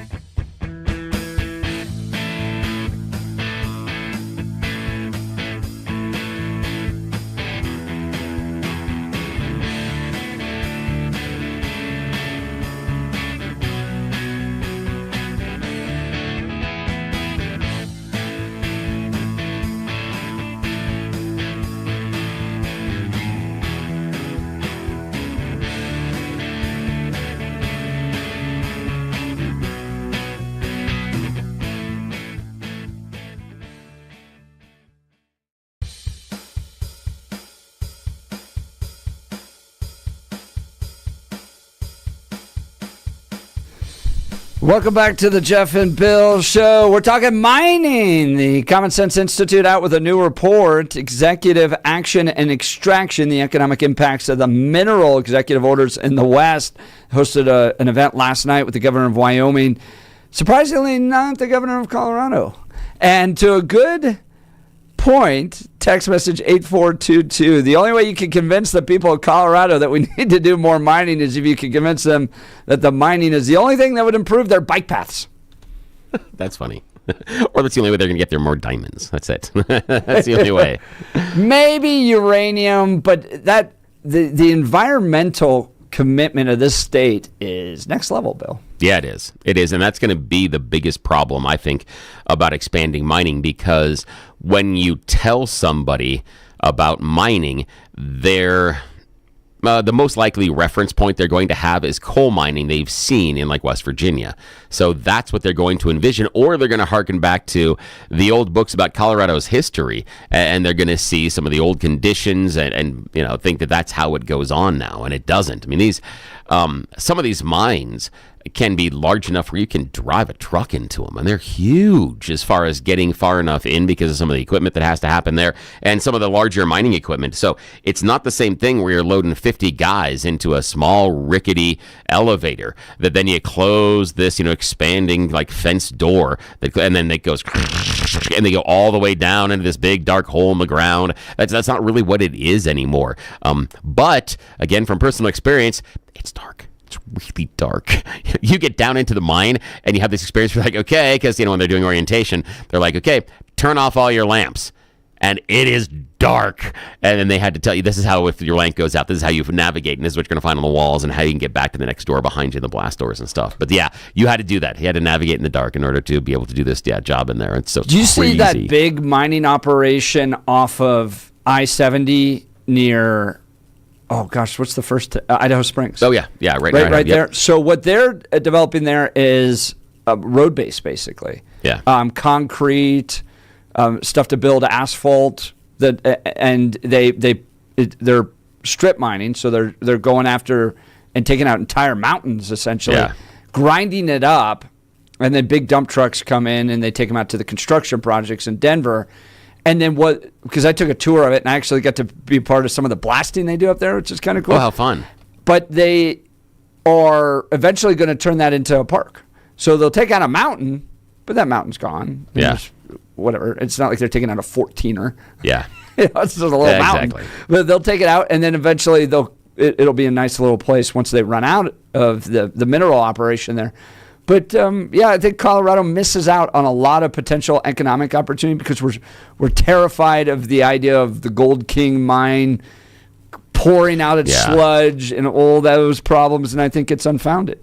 Yeah, I think in many ways it's unfounded. And again, they can always now... I hesitate to say this phrase, knowing that the Democrats are in charge, but they can always write some regulations around it in order to ensure some of the environmental things that they want. Oh, do I understand that's a loaded phrase because of how they have approached oil and gas drilling. And you and I will agree and disagree on some of the regulations on oil and gas drilling. But even someone who's unaffiliated like myself, and many of their audience will think that I lean way too liberal, will say that they have overreached. That there are a number. They shut down the whole industry in Colorado. There are a number of things that they've done that are just too onerous. That I feel that sometimes when the Democrats get in charge and when they're trying to write some of our environmental laws, the best example is they use a sledgehammer when a small tack hammer would be more efficient and better and more appropriate and get you to a better place. That their motivation is to have you ride your bike everywhere. All right. I think some of that, yeah. Speaking of Democrats and their policies, because we have so much crime in the state of Colorado, you need a good alarm system. Alarm detection systems, the highest level of service and expertise to protect your business. All right? It's got to be open tomorrow, and you've got to protect it. That's alarm detection systems. Think about the time you could be saving using just one source for cameras, key card access, fire, and intrusion systems. ADS offers expert alarm installation and testing by highly trained technicians, 24/7 professional monitoring, same day or next day service upon request because downtime isn't an option, dedicated teams for cameras, access control, and fire alarms, and over 300 security professionals working for you. Choosing ADS means your business stays protected and will be ready to open tomorrow. Look, they combine human monitoring with the latest AI camera technology to prevent crime in real time.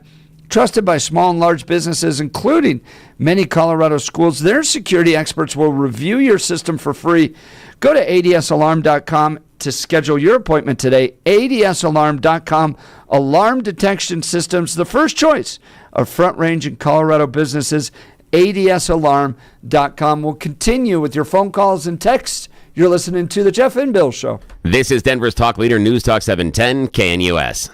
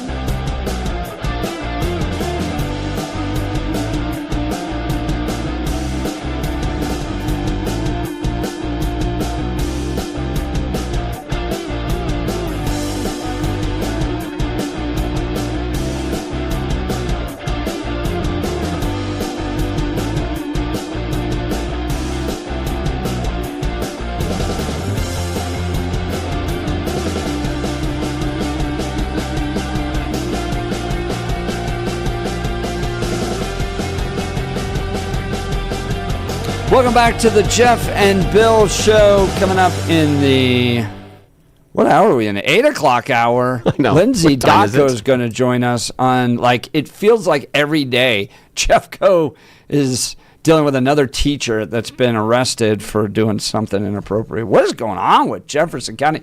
Even libs of TikTok going, out of all the school districts I deal with all over the country, Jefferson County schools have got to be the worst. That's libs of TikTok. That's a national organization, and another teacher, school psychologist, this time being arrested for assault, sexual assault against a minor. Jeez. They've got to turn it around there. It's just wild. So they'll be joining us in the 8 o'clock hour. We're going to get to Michelle Chandler in the 9 o'clock hour, and we're going to talk Trump's Middle East trip, which very different tone than Bush and Obama, all of that. Let's go to the phone lines. We got Pam in Denver. Good morning, Pam. Morning. Good morning.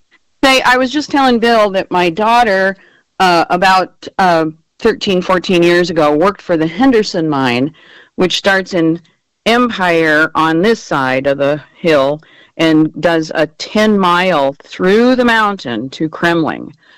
They have a conveyor belt system, and they're mining molybdenum. And we took a tour of that mine because of her working there. And let me tell you, that they have the biggest dump trucks and equipment in that mine. They have ceilings 30 feet tall. And and the entire city's underground, basically. Yeah, I mean, it's really like a big city. And if the truck is too big to get down there, now, mind you, they have elevators that are, 20 feet wide and 25 feet tall, getting down into the mine. But if the truck is too big, they'll take it apart and put it back together underground. They have mechanics and whole workshops to build stuff down there. It's the most fascinating thing. You do not feel like you're in a mine. Yeah, Pam, I appreciate the call, because that's what Jeff and I were kind of outlining, is that I think that Coloradans are going to have a problem getting their arms around the current state of mining, because most people, when they talk about mines, are either going to think of something in the history books or look at coal miners inside of Virginia coming out of a deep, dark hole covered, in black stuff and worried about black lung and other health issues. But that's not mining Colorado. Yeah, right. Yeah. Yep. Anyway, I just thought, it was not what I expected at all. Okay, what was the thing now out of the entire thing? What was most surprising for you? What was the thing when you were touring that Henderson mine? You talked about the big elevators, everything else. What was the thing that you were like, that is freaking cool? I never had any idea. Something that maybe the rest of our audience might not know. Well, so they have. Think about the biggest, largest dump truck that you've ever seen, and they had those down there. Dump trucks that would dump from the side, onto the conveyor belts, and they had these big crushers. I don't know. Do you guys know what molybdenum does, though? Do you know what that? No, I don't. Yeah, it's a steel hardener. It actually makes steel tougher. Okay. And everybody listening, you can make your own adult jokes on your own, because I'm not going to get in trouble today. Well, Pam, I appreciate the call. Thanks, Pam. I love our listeners. We talk about any issue, and they're like, oh, yeah, I got people that work on that. Thank you. Well, speaking of great people, Mountain High Appliance, looking to upgrade your kitchen, laundry room, or outdoor cooking area? Look no further than Mountain High Appliance, family-owned and operated for 31 years. Jeff Hunt here for my friends at the Mountain High Appliance. They have hundreds of appliances hooked up for you to have a true try before you buy experience. They offer professional delivery and installation. Shop confidently with the price match guarantee, ensuring you get the best deal and special financing options. When it's time for appliances, don't think of those big box stores. Think Mountain High Appliance, your favorite appliance store. 3 locations in Denver Metro or online at mountainhighappliance.com. That's mountainhighappliance.com. All right. Today, 70 degrees. Tomorrow, 72. Saturday, 75. Sunday, 73. And then it starts to cool off. Monday, Tuesday next week, showers likely, partly cloudy, 65 and 63 on Monday and Tuesday. So that's the weather coming up. It's going to be a nice weekend, though. Bill, you got any plans? Yeah, it's going to be a nice weekend. I'm sure I do, but I haven't looked at the calendar yet. So I'm certain there's something on there because I'm so busy. I don't know. Are you guys like us right now where you're literally just trying to get to the end of the school year? Yeah, absolutely. Every night is something. I've got a track banquet tonight. Last night, flag football. Night before, flag football. Night before that, flag football. Jeez. All the time there's all those stuff going banquets, on. are they feeding you at those banquets? It's a potluck. Bring your own. I'm you sorry. bring some, they bring some. Okay, so question. we will eat dinner before. Yeah, that's what I was going to ask you. So, okay. Now, this is, not like there's anybody listening right now. Just between you and me. You go to those potlucks, like the school potlucks. Do you eat anything? Not really. Good man. Yeah, I agree with you. No, because you have no idea how the food was prepared. I'm not saying that your food sucks. I'm just saying I don't know what went on and who knows what happened there. And the easiest way to get sick is to eat at a school potluck. That is just ridiculous. I can't. Why potluck? You can't. Well, and it ends up being a lot of pizza and other stuff. And we're Maha, man. Nicole's on a kick right now. It is healthy food. So we'll go out to dinner. That means your pantry is emptiness and sadness and getting rid way of those too much dyes fiber. is what's happening in the Hun house. Yeah. In other words, Jeff's full up on fiber. All right. We're going to talk Jeffco Schools next. You're listening to the Jeff and Bill Show. This is 710 KNUS.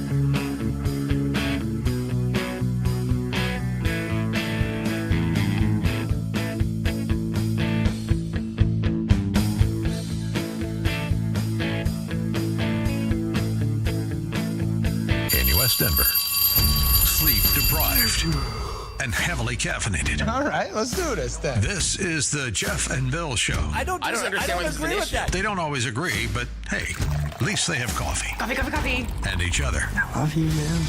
God help us. I want to bless him. We need all the help.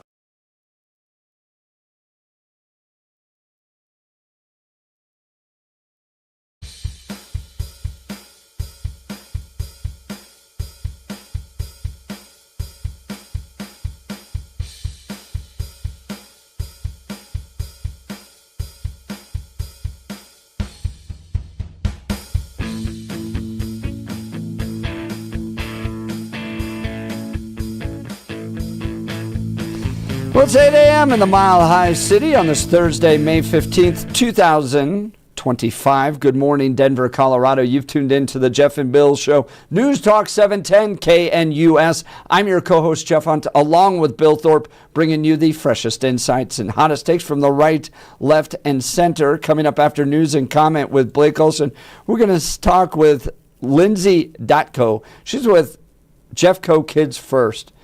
Yesterday, another teacher in the Jefferson County School District, this one a school psychologist, arrested for sexually assaulting a minor.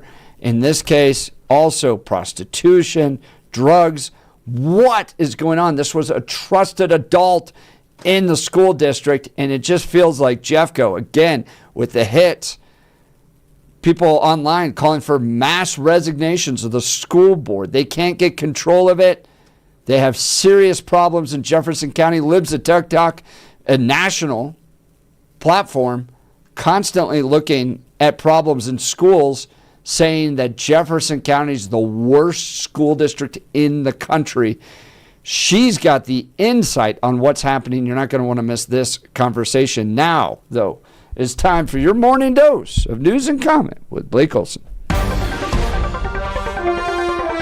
Blake Olson. Blake Olson, news and comment. Hey, good Thursday morning. 50 and sunny in Denver, expecting a high of 69 or 70 today. It's going to be beautiful and green. A lot of rain yesterday. The 7-10 5-day forecast coming up. Our top story. Together, the U.S. and Qatar are feeding and fueling the world. This energy partnership alone is also valued over $1.5 trillion. So we have been drilling for the last 4 years. And glad to have you back on board. Leader of Qatar last night, and President Trump has arrived in the United Arab Emirates for what will be the final stop in his Middle East tour. On Wednesday, DJT announced record-breaking new deals between Qatar, Boeing, and the Department of Defense. Boeing will be selling billions of dollars worth of planes to the Middle Eastern country. 47 spoke to American troops this morning before he left. And now we're going to defend America from all enemies, overcome all obstacles and dangers, and as one nation we're going to build a future of peace and prosperity for generations to come. Together we will stand strong, we will stand proud, we will live free, and we will fight, and win. And U.S. News says a top Iranian official says Tehran would forego highly enriched uranium in a nuclear deal with DJT. The comments from a member of the Supreme Leader's inner circle appear to be the clearest public statements yet on Iran's willingness to reach an agreement with the U.S. And President Trump says they are close to a deal this morning. Here in Colorado, Kelly Caulfield, the Common Sense Institute, discussing minerals this morning with Jeff and Billy, and the executive orders on mining and the economic impact here in the state. Their recent study is encouraging for all of us here in Colorado. That Uravan mineral belt is home to a variety of minerals, but the one that's really of interest there was uranium. And we know with the legislature and the governor signing bipartisan legislation to allow nuclear to be counted as a part of clean energy as the state works to meet its emission reduction targets, that's a really big deal. So we can now try to get people a little bit more informed and understanding the economic implications of additional uranium mining. And speaking of miners, the Maxey Miners facing elimination in the second round of the NBA playoffs against the Thunder tonight in Lodo. Oklahoma City leads Denver 3-2. Nuggets trying to climb out of that hole or that mine. The Supreme Court hears arguments today over DJT's order to end birthright citizenship. The case before the High Court focuses on the actual scope with which lower courts can issue nationwide injunctions. NBC News correspondent John Decker was headed to the Supreme Court this morning when he joined the fellas on the phone. And the issue before the Supreme Court is, was that proper for a single federal judge to issue a nationwide injunction as opposed to an injunction just impacting the parties that brought the case in the first place?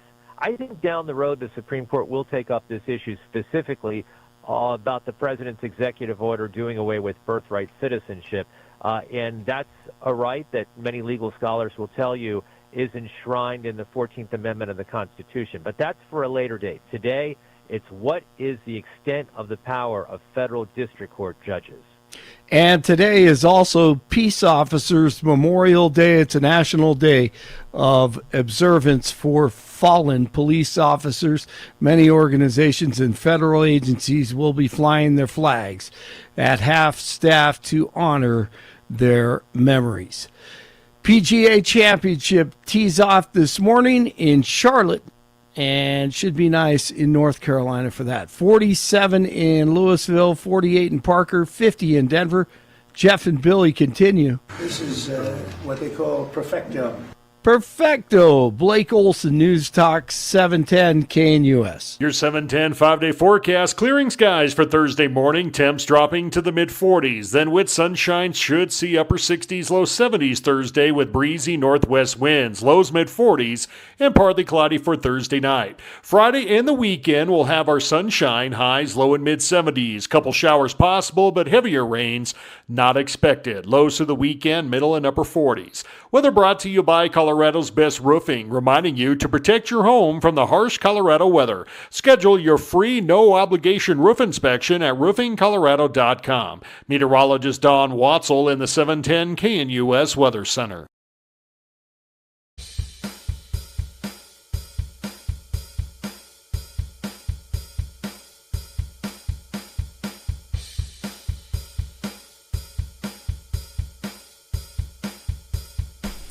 We're going to get to Lindsay Dotco here in just a second. She's with Jeffco Kids first. She's going to detail the craziness that's happening in Jefferson County school districts with all the problems. I want to talk to you first, though, about our friends over at L&L Heating and Air Conditioning. Look, the temperatures are bouncing all around right now. It's cold at night, hot during the day. You got the furnace on, you got the AC on, and if you're like us, we bought our house. It was originally built in the 90s, and we bought it about 5 years ago, and it crapped out on us. The AC did. And then we talked to people, and they're like, you got to get the new furnace, too, and all that. And you're like, oh, my goodness. So we talked to 3 or 4 different companies. The company we chose, L&L Heating and Air Conditioning, and they nailed it for us, okay? 1-day installation, no stress, personal service from start to finish, and they even followed up to make sure everything was perfect. Owners texting me, going, hey, we get it right? Absolutely. Have any issues? Nope. Everything works great. Our home is finally comfortable no matter what the weather, and L&L Heating and Air Conditioning, we got peace of mind. Listen to some of these deals they got going. Free programmable thermostat or carbon monoxide detector with new furnace or air conditioner installation. That thermostat is programmable on my phone. It's awesome, right? So I can check to make sure you go on vacation, you might, especially during the winters, and be scared that maybe the heat wouldn't work or something would bust and then you'd have broken pipes. I can check right on it. No problems. No emergency charges, a $0 trip fee, price match value guarantee on equipment. We got free estimates licensed and insured, and a 5-year labor warranty on everything we got. Look, it all works great, and our family couldn't be happier. So if you're looking for fast, honest, and reliable service, I highly recommend L&L Heating and Air Conditioning, 720-851-1691. Online at bestdenverhvac.com. That's bestdenverhvac.com. I'm sure glad we called them. That number again, 720-851-1691. Oh, headline from Channel 7. Green Mountain High School psychologist arrested on suspicion of sexual assault. This guy, James Chevrier, is accused of sexually assaulting a teenage girl at the school, according to Lakewood Police Department. And he's also been arrested on a number of other things, including controlled substance, the possession with the intent to manufacture and distribute a controlled substance. He's also facing charges of soliciting for child prostitution. If you remember earlier this week, there's a guy in the Douglas County that got arrested in the school district. What is going on? We're staying on top of all this, working for parents, working to protect kids, is Lindsay Datko. She's with Jeffco Kids First. Lindsay, thank you for taking time to join us this morning. Yes, thank you. Thank you. It's got to be frustrating to continue to see these stories and this news come out. Give me your perspective. Yeah, it's devastating and appalling. As we outlined with you last time, we brought 26 documented cases of sexual misconduct and abuse, grooming, hiring, firing, and reporting issues in Jeffco schools. And we've now had to set aside time since then to document many new serious reported cases to us. And then this one yesterday just, I think, really has put us all over the edge. I mean, you also had the teacher in Columbine that developed a relationship with a student, now living in California with that student, and worked with that student to try to get them to separate from their parents by declaring that they were homeless. Is that right? That's right. That story is a chilling story, and we have been fighting now for almost 3 years. And finally, after a big media blast on that story, there's now a criminal investigation, and we are anxiously awaiting the results of that and really pushing for accountability. That's Lindsay Datko with Jeffco Kids First. Now, Lindsay, I imagine you've got to be going to the school board, right? I mean, the school board clearly would want to stand with parents, stand on behalf of protecting children, and demand investigations, demand improvements when it comes to hiring. What are you hearing from the elected school board leaders of Jefferson County Schools? Well, it's interesting you ask, because last month we took our cases to the board. We had overflow rooms at that meeting, knowing we were going to be presenting these 26 cases, and every TV news station reported on it, and through the media, they challenged us to present our evidence. And now I have professionals on my team, a private investigator, paralegal, and policy experts.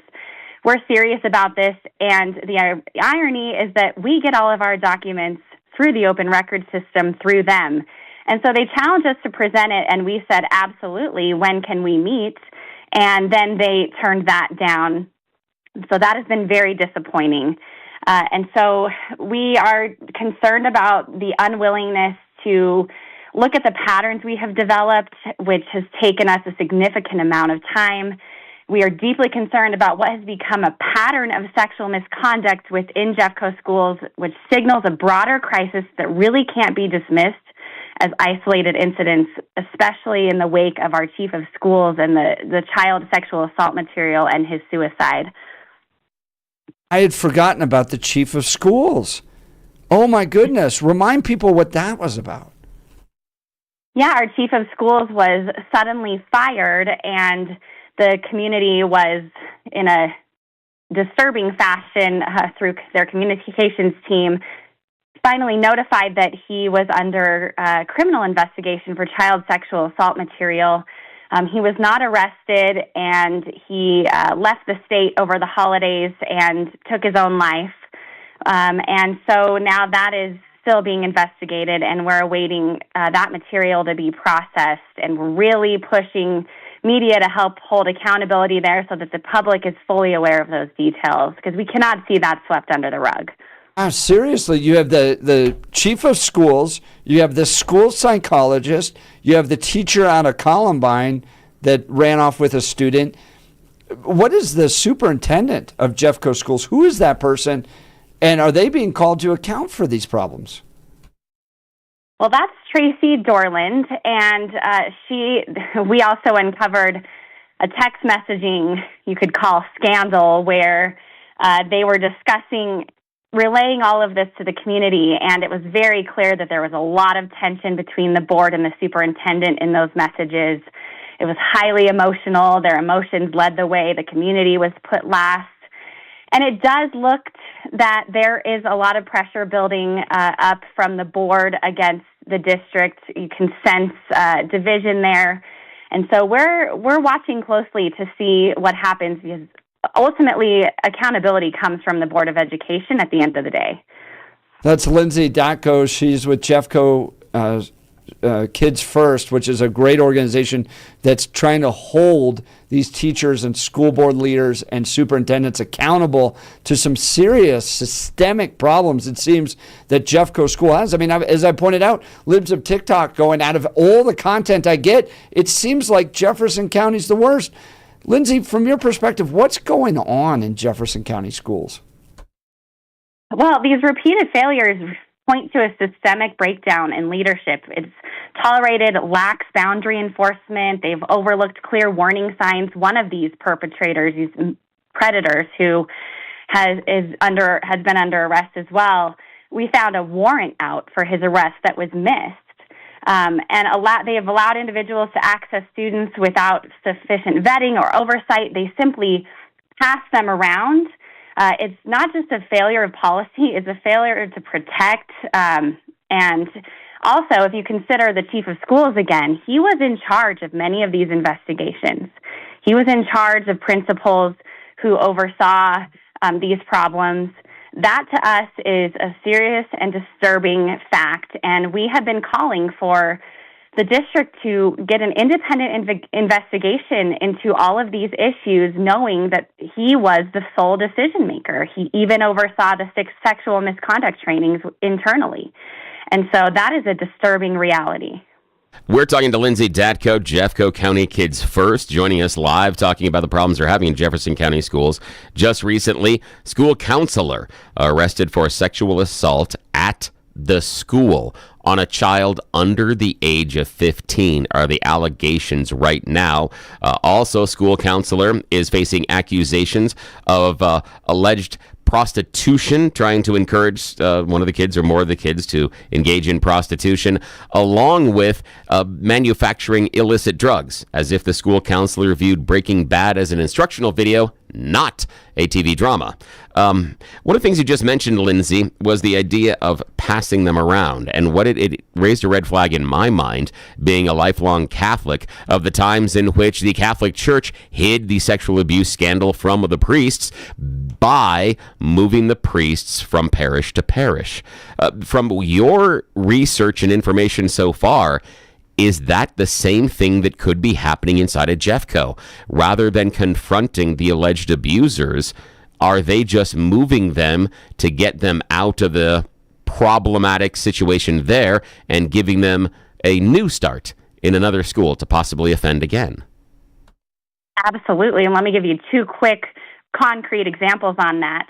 There was one teacher who had multiple allegations, and often what they do is allow them to resign in lieu of termination. And this teacher, there was police involved and everything, and this teacher was moved to Adams 12.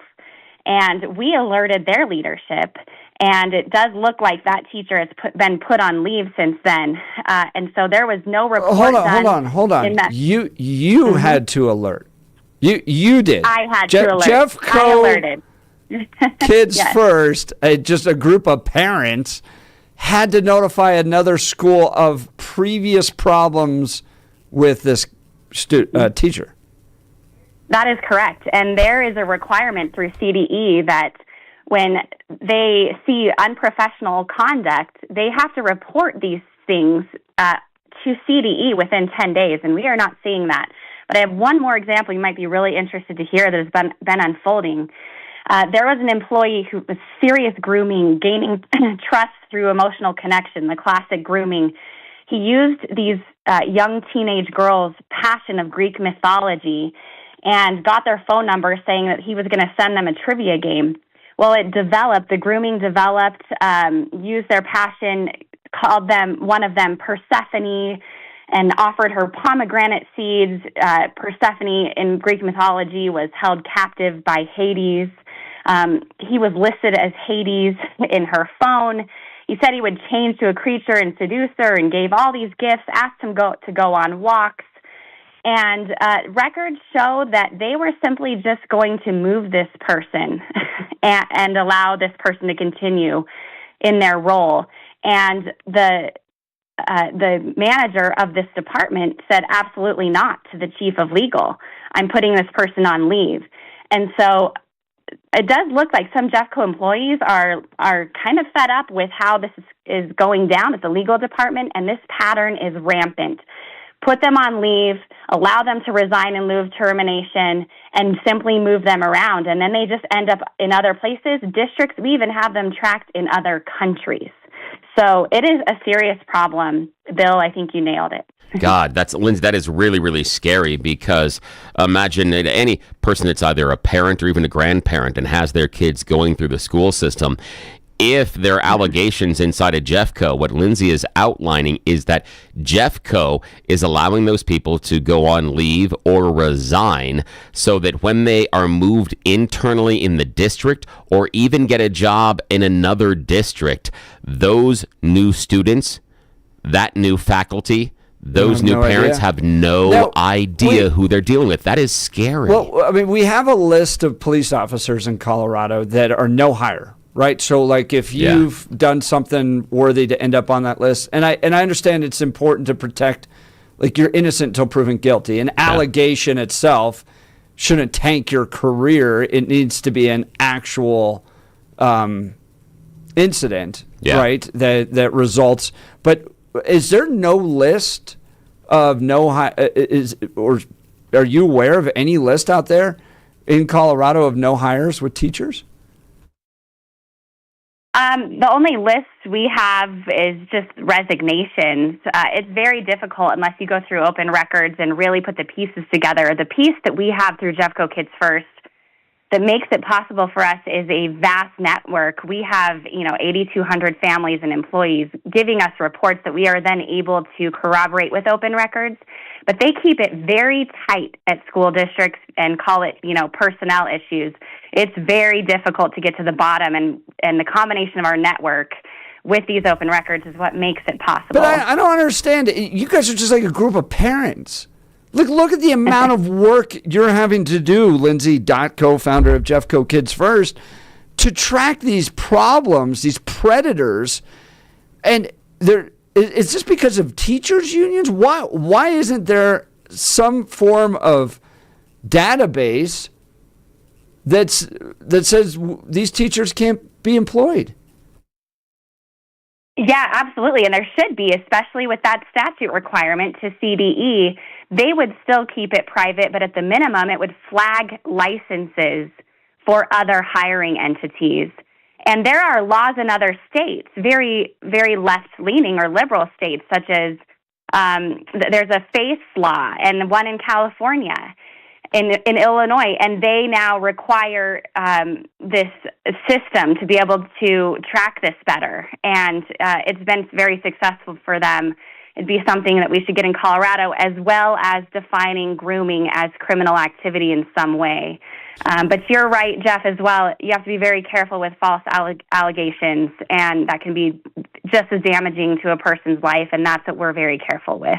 Well, and Bill and I have had on our show from real clear investigations, because there's no clear evidence of when a school has to settle a misconduct allegation. A lot of that times, because it's government, can be buried which is bizarre because you think it should be open. But what they went and tracked were the settlements from insurance companies, which were open. And what they were pointing out is that if you thought that the Catholic Church scandal or the Boy Scout scandal was bad, the public schools having to settle these sexual misconduct cases was going to dwarf all the other ones. It was going to be really big. Lindsay Dotko, founder Jeffco Kids First, what's your perspective on that? Well, we see that a very important element is the police. Once they're involved, we know there's going to be more accountability. But as you said, tracking insurance settlements, we are tracking separation agreements. Those are public. And so you can get those. And often, especially if you have someone familiar with HR or legal, that has helped me a lot. We can pinpoint red flags, such as one employee we saw, they weren't allowed to ever enter a Jeffco school building or be around children in Jeffco schools buildings. So we really have to piece it together, but there is enough through open records that allows us to confirm. But again, it's you. I keep going back to this. It's you and a group of parents that have to chase down open records reports to get a sense of what the hell's going on in these schools. That's just crazy to me. Also, Jeff, unfortunately, just last week, they told a parent that we had been working with, a very deeply grieving parent, that we were creating noise. And so the pushback on our efforts, not only are we having to do it, but Jeffco Schools is not embracing it. And that's a huge disappointment and red flag. Right. Frankly. I mean, it seems politically motivated. Lindsay Dotko, founder Jeffco Kids First. Do you think Tracy Dorland, superintendent of Jeffco Public Schools, needs to resign? I always look at the elected officials first. I believe that our elected officials need to be held responsible. And also, yes, I think that our district needs to have leadership that is going to send the message, if you hurt our children, we will do everything possible to ensure you're prosecuted, to ensure the highest consequence possible, and to ensure you never step foot in a classroom. And that's not happening with this leadership. And yes, unequivocally, we need a change. Well, and speaking of Jeffco County school boards, I mean, there was a time when you had some good conservatives on there. John Newkirk, Julie Williams, Ken Witt. And the minute they got on there, the progressives targeted their house. John, who's a good friend, told me at one point they had to have security, law enforcement outside their house because of how harassed conservatives were on the Jeffco school board. This was back in 2013, 2015. Are there any conservatives on the Jefferson County School Board at this point? It is 100% union-backed. Unfortunately, it's been very difficult to have any sort of voice if you're a moderate or right-leaning community member. So what's your advice to parents out there right now? I mean, these schools are vague in reporting this information, slow. Oftentimes, it's parents that have to raise these concerns. You have union influences. You have progressive worldview influences. What's your advice to parents out there across the state of Colorado? Well, if you remember, and I remember, Bill, last time when we talked about the term trusted adult, and that term has run rampant. It has basically destroyed boundaries between students and professional relationships with their teachers. And so our main advice is for parents to talk to their children about who they trust, and to explain that trust is earned, and to help their children define that their relationship with their teacher needs to be an academic relationship. That beyond that is not the role of their teacher. And I'm saying this as a public school teacher by profession. Their role is an academic role. And of course, they're there to be mandated reporters and to support a child who is, sad or having a bad day. And that's logical. and objective. But they need to talk to their children about boundaries that are crossed and watch for these red flags. And Jeff, I know you want people out of public schools. We are fighting to make them better and respect both perspectives. But ultimately, you've got to be involved with your children and aware of these boundaries that are being crossed. That's Lindsay Danko, founder of Jeffco Kids First. Look, this November, these are the school board elections. We're off year. You're not going to have state house, state senate. You're not going to have presidentials. And a lot of times people will turn off and go, well, it's not a big presidential election. I'm not going to pay attention. Okay, well, this is going to have a bigger impact on your life than who the president of the United States is. Guaranteed, who's running your local government-run schools is going to make a big difference, whether or not you can open charter schools, private schools. School boards really matter, and you got to get good people elected. So if you're thinking of running or you want to be involved and you want to turn this state around, it's going to start with our schools. We got to get good conservatives elected to our school boards. Lindsay Datko, founder, Jeffco Kids First. Thank you for taking time to depress us all on the state of Jefferson County schools. Yeah, Jeff and I are both blaming you for making us depressed and the rest of the audience this morning, but we do really, really, really appreciate all the hard work. You have done an amazing job behind the scene to pull back the curtain on some absolutely horrible things going on inside of Jeffco schools. Thank you for joining us. Thank you so much.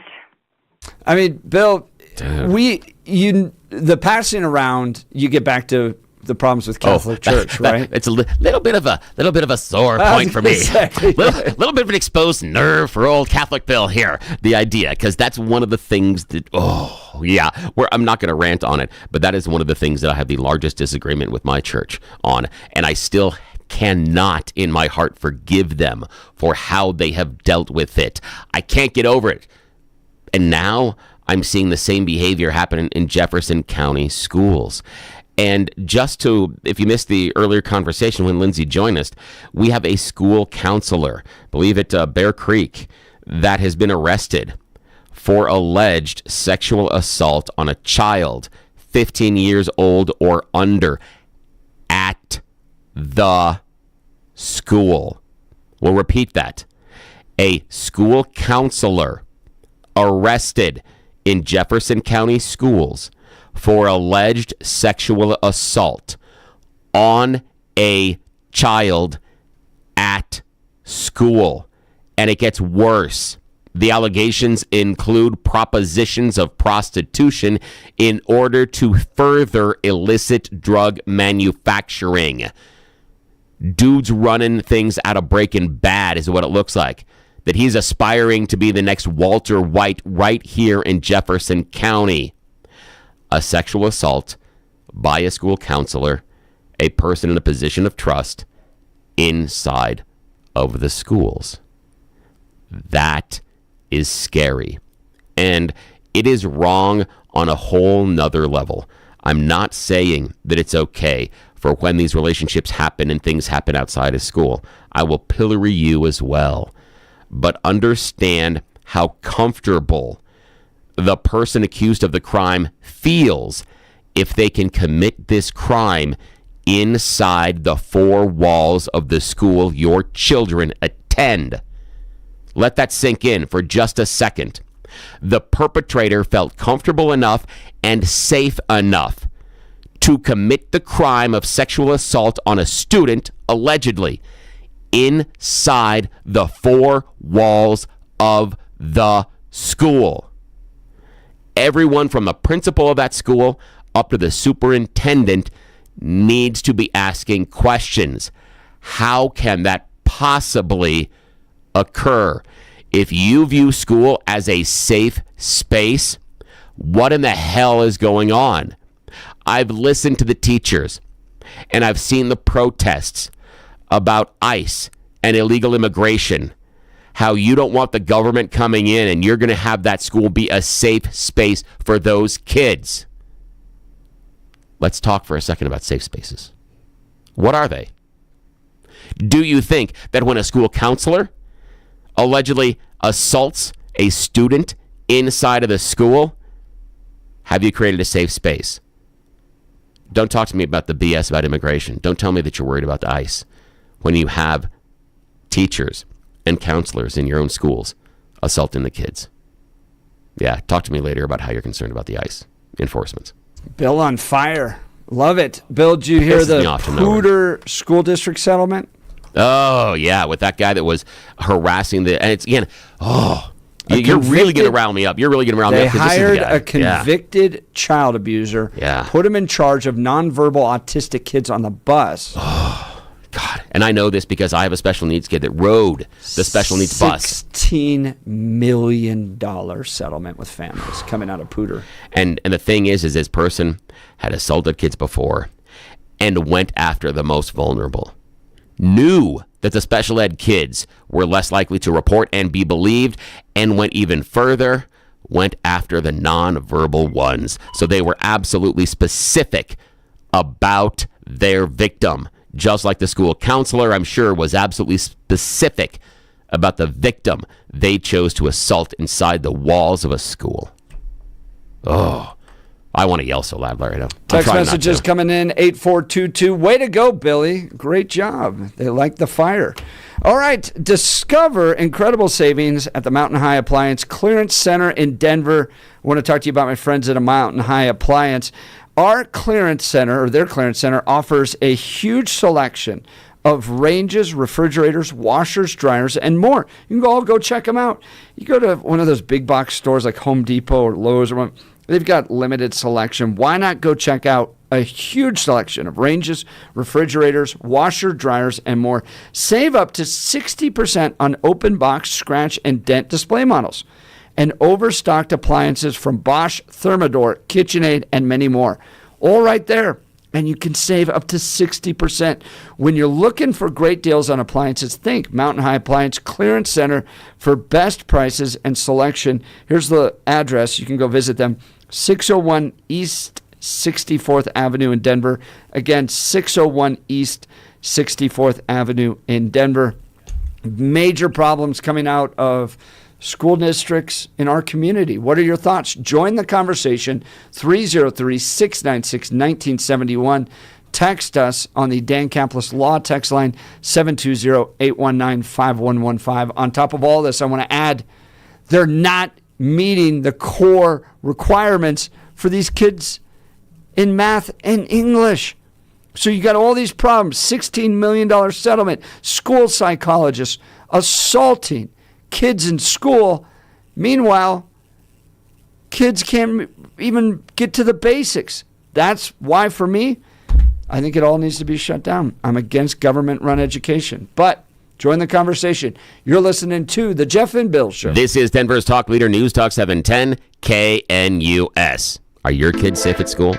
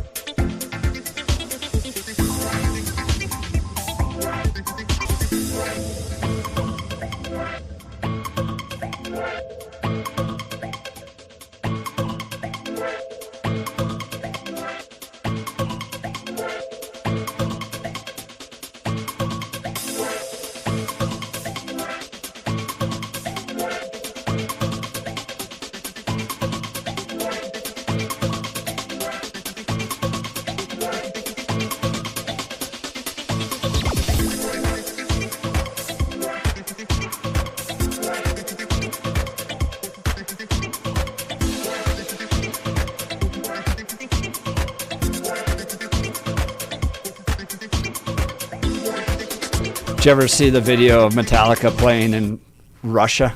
Oh, yeah. It was like one of the biggest concerts ever. This song is absolutely awesome. Yeah, in fact, they were told, oh, shoot, I just disconnected Ron. Oh, damn it, Ron, I'm so sorry. I pushed the wrong button. Okay, Ron, call us back. I'm so sorry. I did not mean to do that. I got to the phone in a sec. They were told not to play particular song, and if you listen, Kurt Hammett actually plays the riff from that song during another breakdown of another song. So they did do part of it, but yeah. Oh, yeah.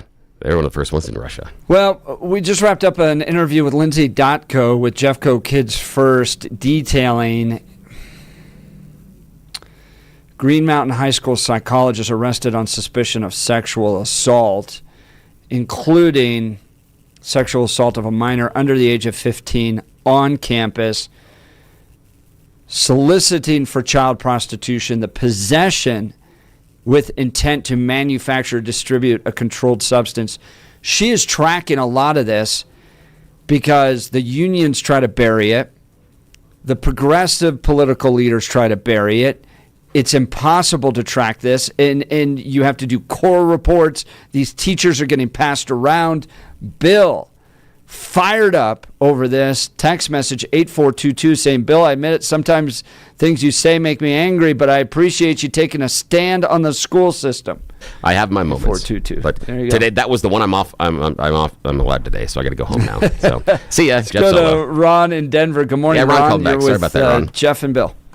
Good morning to both of you. And I was at that concert in Russia, just to let you know. No. Really? It was fantastic. Dude, so jealous. I got FOMO. No, I Yeah. wasn't. I'm like, if you were, holy crap, how'd you manage that one, man? And the next question I was going to ask is, do you have the T-shirt and can I buy it? That'd be it, yeah. I've got a Recall Hudak T-shirt. I'll give it to you. Oh, dude. That's fantastic. And Bill, happy birthday. Oh, thank you. I appreciate that. That's very nice, my friend. Thank you, man. Appreciate that. 25 years ago, at my son's elementary school, we had to work to remove the principal. And they moved him to another school in the Cherry Creek School District. And what this guy was doing is, they call it the PTA, or PTO now, Parent-Teacher Organization. We would raise $43,000 a year to give to the school for the teachers to use. The principal would try to dip into that, and they caught him doing it. The other thing he did, though, he would groom brand new teachers fresh out of college. Young, good-looking teachers. And because of the PTO, we had a close relationship to the teachers. They started talking to us about what was going on with this guy. And they were happy to talk about the principal, but I know they would protect themselves. There's no legislation. And you know, Ron, I think all of us have just grown up knowing over time that the students know, right? There's always those teachers or youth pastors that just seem way too friendly, way too among the kids. And as Lindsay Dotko pointed out, we got to get back to emphasizing this is academics. This is not a place where you go hang out with your friends, as a teacher with the students and you're loved by everybody. No, you're there to educate and bring back the really boring, old, gray-haired teachers. Well, and I think what's opened the door is the parents are too busy to be involved in the school. Ooh, good point. It's so busy with everything they're doing, and that as soon as that weakness developed in the schools, but this is 25 years ago, so they've been taking advantage of manipulating themselves within the schools as teachers, but they aren't watched like they used to. Plus, like I used to volunteer and teach reading when my son was at the grade school. They wouldn't even let me in the door now. Why is that? Because they really monitor. Like I would bring books in, they wouldn't let me bring the books that I would read to the kids. They've just tightened the clamps on it. But we finally got rid of the guy. But it took us 6 months, and we would have meetings in the school to build a case.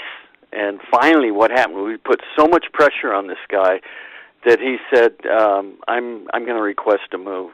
I mean, parents got to step up and do that, and you got to tell your students or your kids, never ever be texting one-on-one with a teacher. That's totally inappropriate for them to be communicating with your kids without including a parent on that, and absolutely never being alone in a vulnerable, sexual way with your kids. That just needs to be completely addressed as a parent with your kids. So, and that's a great suggestion. And Lindsay is a beast.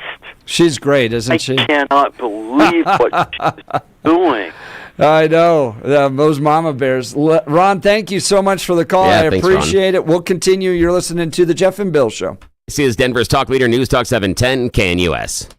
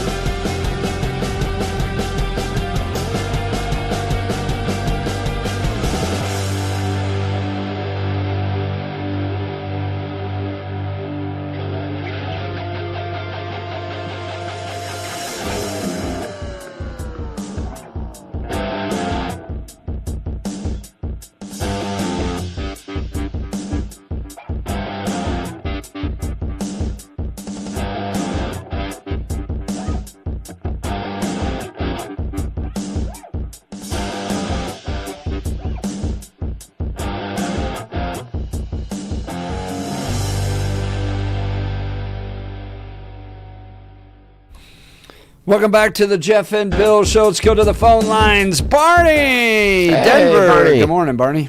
Morning, Jeff. Morning, Billy. Can I say something about the 14th Amendment before I talk about these child molesters in the school? Sure, why not? Okay, Billy, the 14th Amendment was kind of put out there because freed slaves were told they weren't citizens. I'm not going to argue with you, but I would say that when that thing ends up at the Supreme Court, getting, Donald J. Trump's, not this one, because this just has to do with the district judge not having the right to shut his executive order down, but that 14th Amendment, I know they've got crybaby Kavanaugh, and you've got Amy Barrett, that might, we know what crybaby Kavanaugh is probably going to do. We know what Roberts is going to do, but they might, the bottom line is the lefties really want to not cherish that day when that 14th Amendment goes to the Supreme Court, because it's not going to be a pretty picture for the left. That's my opinion, and I might be wrong. Well, but here's the question, Barney. I think at the core of it is going to be, can the executive cancel portions of a constitutional amendment? Because inside the amendment, it doesn't say anything about slaves, and that would be the issue. I know, but it does not. Joe, and I'm not, Joe's probably smarter than me, but you don't get to step foot on this soil and drop a baby and say it's a citizen. I know that the way you're reading it, I understand that, and I wish some of these pencil necks, when they wrote this stuff in 70, 80, whatever it was, they would have been a little more clear on their language. But I don't want to go down that path. I didn't want to talk about. I just don't think. And then look at all these hospitals in Texas across the border went broke because of it. I just don't, and I'm not certain. I understand that. Here, tell you what, we're gonna hold you over so we can talk about the other stuff at the other side, and I appreciate that, Ron. And I'm not sure about them going broke there, Barney. Sorry, Barney. I was thinking of Ron last one. So, Barney, yeah, we'll hang on. We'll hold you over. The question, and to kind of try to wrap this thing up, is the problem that I believe the executive is going to have in the argument is Congress has all the ability to affect the change that the executive wants. And so the idea the executive needs to usurp the power of Congress, that's going to be the sticking wicket in that 14th Amendment case. Yeah, I mean, the Congress could clarify all this. So we're not trying to argue over it. We'll continue. Phone lines are open, 303-696-1971. You're listening to The Jeff and Bill Show. This is Denver's talk leader. We are 710 KNUS.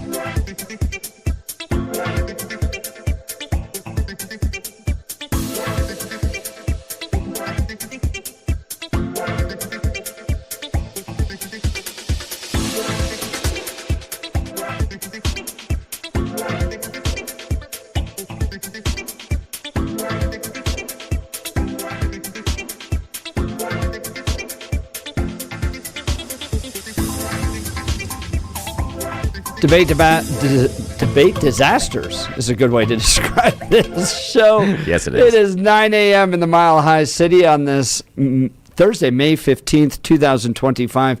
Good morning, Denver, Colorado. You've tuned into the Jeff and Bill Show, News Talk 710 KNUS. I'm your co-host, Jeff Hunt, along with Bill Thorpe, bringing you the freshest insights and hottest takes from the right, left, and center. Let's go back and continue our conversation with Barney. Barney, you're back. Yeah, thanks for holding. Hey, Billy did not pick that bumper music, did he? Fight No. out of me by Merle. No. That's generated by this machine, yeah. But we did choose it to put it into the system rotation, yeah, but not specific. So we don't go down like the rabbit hole. I knew Kavanaugh wasn't a good pick when there was a picture out there of giving a bear hug to, what's his name? Karl Rove. Yeah, that was a no-go for me. But if the Supreme Court did their job, because the Constitution, there should be no feelings when it comes to ruling on anything to do with law. It shouldn't come down to feelings. But if the Supreme Court did their job, you would have one justice maybe go away from the norm. But this is it would be 9-0 or 8-1 or whatever. I think I'm right on the numbers. In my opinion, Gorsuch, Alito, and Thomas are the only ones that are rock solid. Kagan even sometimes agrees with me. That's a shocker. But the rest of them are clowns. That's my opinion. But forget about that. Let's talk about, first off, when we have Bill Belichick out there, why there's no shame is beyond me. That's kind of disgusting. Like, it's pretty obvious. He doesn't have the looks.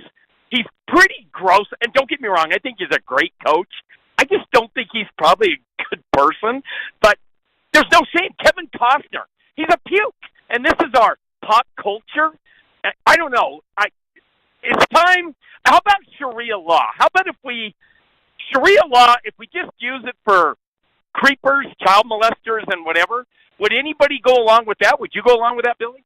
No, I wouldn't, honestly. Yeah, I would. Yeah. I think it's great. Iran, you molest a kid, and you're on that crane the next day. I know it sounds bad, but look, we know, and Jeff, you said it. We know the kids know who the creepers are. We know who was creepy to be around in high school, the teachers, per se, or the coaches. So, you know what? We know it. You're telling me these bureaucrats or administrators don't know it? I don't know, man. We've got creepers everywhere. We know where they're at, and I don't know. You're not going to change the culture when somebody like Kevin Costner is so popular, even though he's full of crap, or Bill Belichick. It's just, man, we've got. You should be ashamed. If I'm 64 and I called you guys up and say, "Hey, I got a brand new girlfriend. She's 28 years old," I'm a creeper if I do that. It's just.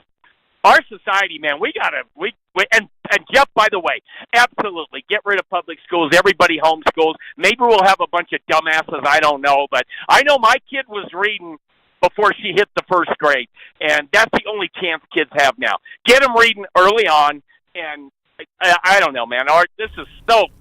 Barney, I love it. Send the creepers to the cranes. Barney, you're the best. Thank you so much for the call. Thanks for hanging on, man. That I enjoy was fun. He's Send great. the creepers to the cranes. I love Barney. This is the best. All right. We've now got your morning dose of news and comment with Blake Olson. Blake Olson. Blake Olson, news and comment.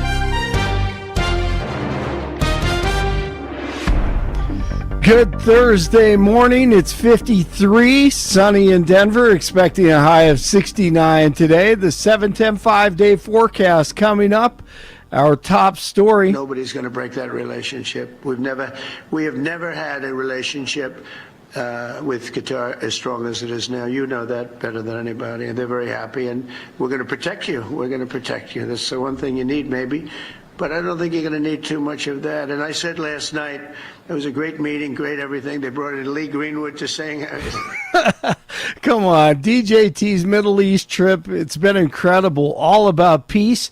Has him in the United Arab Emirates this morning. Trump is touring a famous mosque before having dinner at the presidential palace tonight. 47 arrived after visiting Saudi Arabia and Qatar, where he announced business deals and agreements worth more than $1 trillion. this was the most powerful thing that the commander-in-chief said last night. And we're getting the greatest missiles, the greatest weapons. And, I hate to do it, but you have to do it because we believe in peace through strength. You have to have the strength, otherwise bad things could happen. But hopefully we'll never have to use any of those weapons. Seems to be an awfully big waste of money if you're never going to use them, but hopefully we'll never have to use them because the destructive power of some of those weapons are like nobody's seen before. I believe it is God's job to sit in judgment, my job to defend America and to promote the fundamental interest of stability, prosperity, and peace. That's what I really want to do. And DJT says that the U.S. may be close to a deal with Iran. The Supreme Court hearing arguments related to 47's executive order to end birthright citizenship. The case before the High Court isn't directly about the constitutionality of the order. John Decker from NBC is there. And before every big story he covers, he always calls his favorite program The Jeff and Bill Show. And the issue before the Supreme Court is, was that proper for a single federal judge to issue a nationwide injunction as opposed to an injunction just impacting the parties that brought the case in the first place? I think down the road the Supreme Court will take up this issue specifically about the president's executive order doing away with birthright citizenship. And that's a right that many legal scholars will tell you is enshrined in the 14th Amendment of the Constitution. But that's for a later date. Today, it's what is the extent of the power of federal district court judges.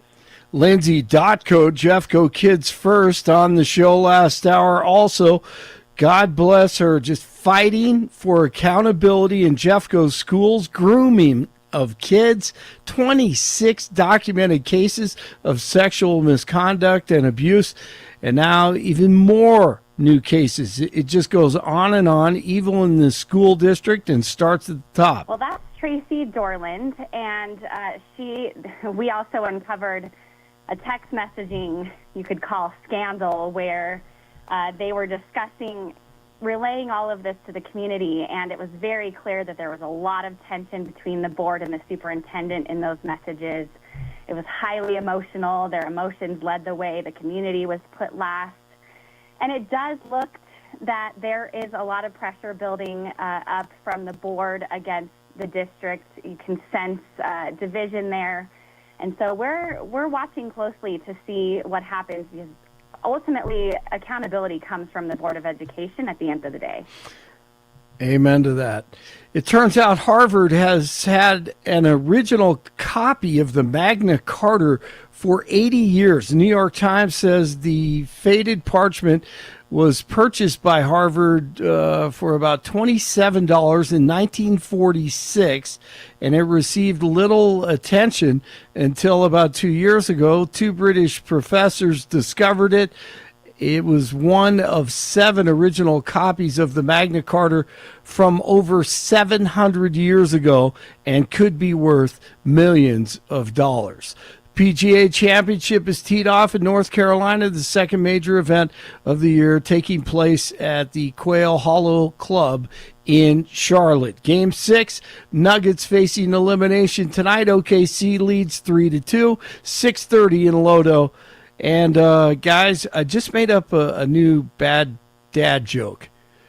Ooh, ready, I can't Billy? wait. Yes, Okay, I'm ready. okay. Yeah. How does a pirate say cutter? Oh, how does a pirate say cutter? Qatar. Qatar. No, the one. I've been trying to figure out how to say that thing for like a year, and Oh, now my I God. just think of Qatar. Here's the one that made that I took from a friend that made my kids roll their eyes at me lately. As I told them, Okay. I said, "Yeah, Dad. Fortunately, I'm going to be out, some of the weekends and in the future because I've got this new part-time job." I'm like, really? I said, "Yeah, I'm helping assemble these small Draculas for displays that are coming up in Halloween." And they're like, "Really?" I said, "Yeah, it's very important. We got to pay attention to what's going on." And I'm working with a partner, so as they come down, he does one, I do one, he does one, another one. I said, it's very, very intense because I've got to make sure that every second counts. I don't have my rib shot, man. Dad, they're like, Dad, you suck.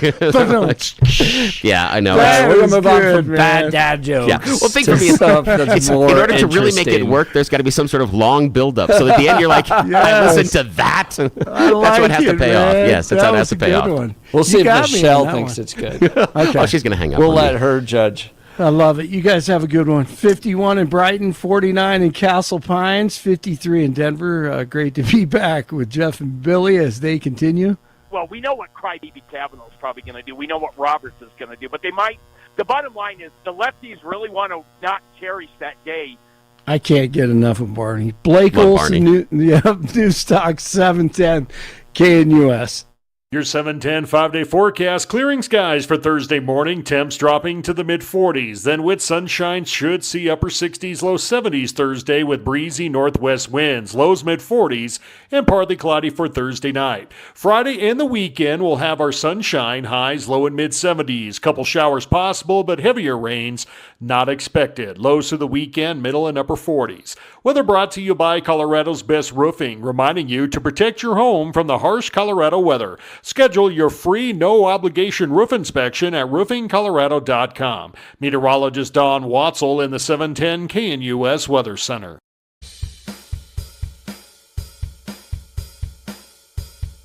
Your 710 5-day forecast, clearing skies. You're not going to want to miss this hour. We're getting an important update from Michelle Chandler. If you remember Michelle, she was on our show recently. She's the mom. Goes to Nordstrom Racket in Belmar, Lakewood. Sees a camera lens pop up underneath. And this guy is a peeping Tom. And he's recording women in the Nordstrom Rack changing rooms. So she gets that door open, goes after him, confronts him. He tries to take off. She tackles him, holds him down. I mean, and you probably saw this video. It made national news. She's got her knee in his back, and he's just whining, and she's holding him down. Well, because she did that, they discovered that he had video of 6 other women that he had been filming. And Nordstrom was telling their own employees, let him go, let him go. She refused, held him there till police got there. She's a warrior, literally a warrior, and is now advocating to protect these spaces for women, these private spaces, their bathrooms, changing rooms, those types of things from men coming in. And her case wrapped up, dude sentenced. We're going to get the updates. She joins us now, Michelle Chandler. Thank you for taking time to join the Jeff and Bill Show. Yes, thank you so much. Hi, Jeff and Bill. Thanks for having me again. So give us an update on the case. What happened in the courtroom? Yeah, I know. Given our court system, I'm so worried about what happened here.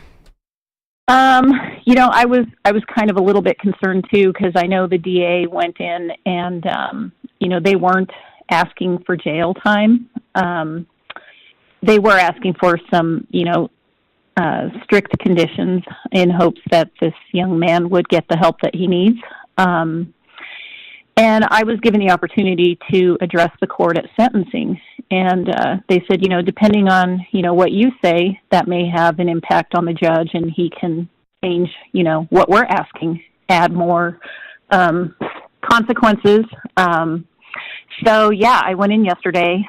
It was really interesting. I've gone to every hearing for the past year. And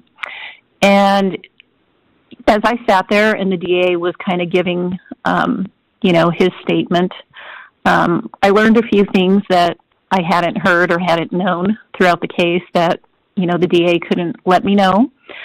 And as I sat there, my heart just broke. I thought, man, this young man is so broken, and he really needs help. He really needs help, or he's going to head down a very destructive path. So he made his statement, and then I was given the opportunity. I shared for probably a good 7 minutes or so, shared my experience from the situation and kind of the ongoing, my experience throughout the past year as this case has been dragging on. And then I was able to share my heart. I did at the very end kind of ask, the judge. I said, as a mother of 5 adult children, I have a great amount of compassion and empathy for this kid. He's young. And I think as a reflection of my faith and commitment to true accountability, I waived my victim's right to be reimbursed from him for any counseling fees that I incurred after the incident. But I did, ask the judge to consider his past criminal history, which he has one, his past experiences, and how this sexual crime could have progressed had he not been caught. And so I asked the judge, I said, I would ask if you can consider a few days maybe spent in the county jail might be the wake-up call and course correction that this young man needs so that he doesn't further continue down a destructive path. And I made it clear, my motivation was not revenge, but just true accountability and prevention. And in the end, he did get sentenced and taken into custody right from the courtroom. He got 60 days, of which he will serve 15.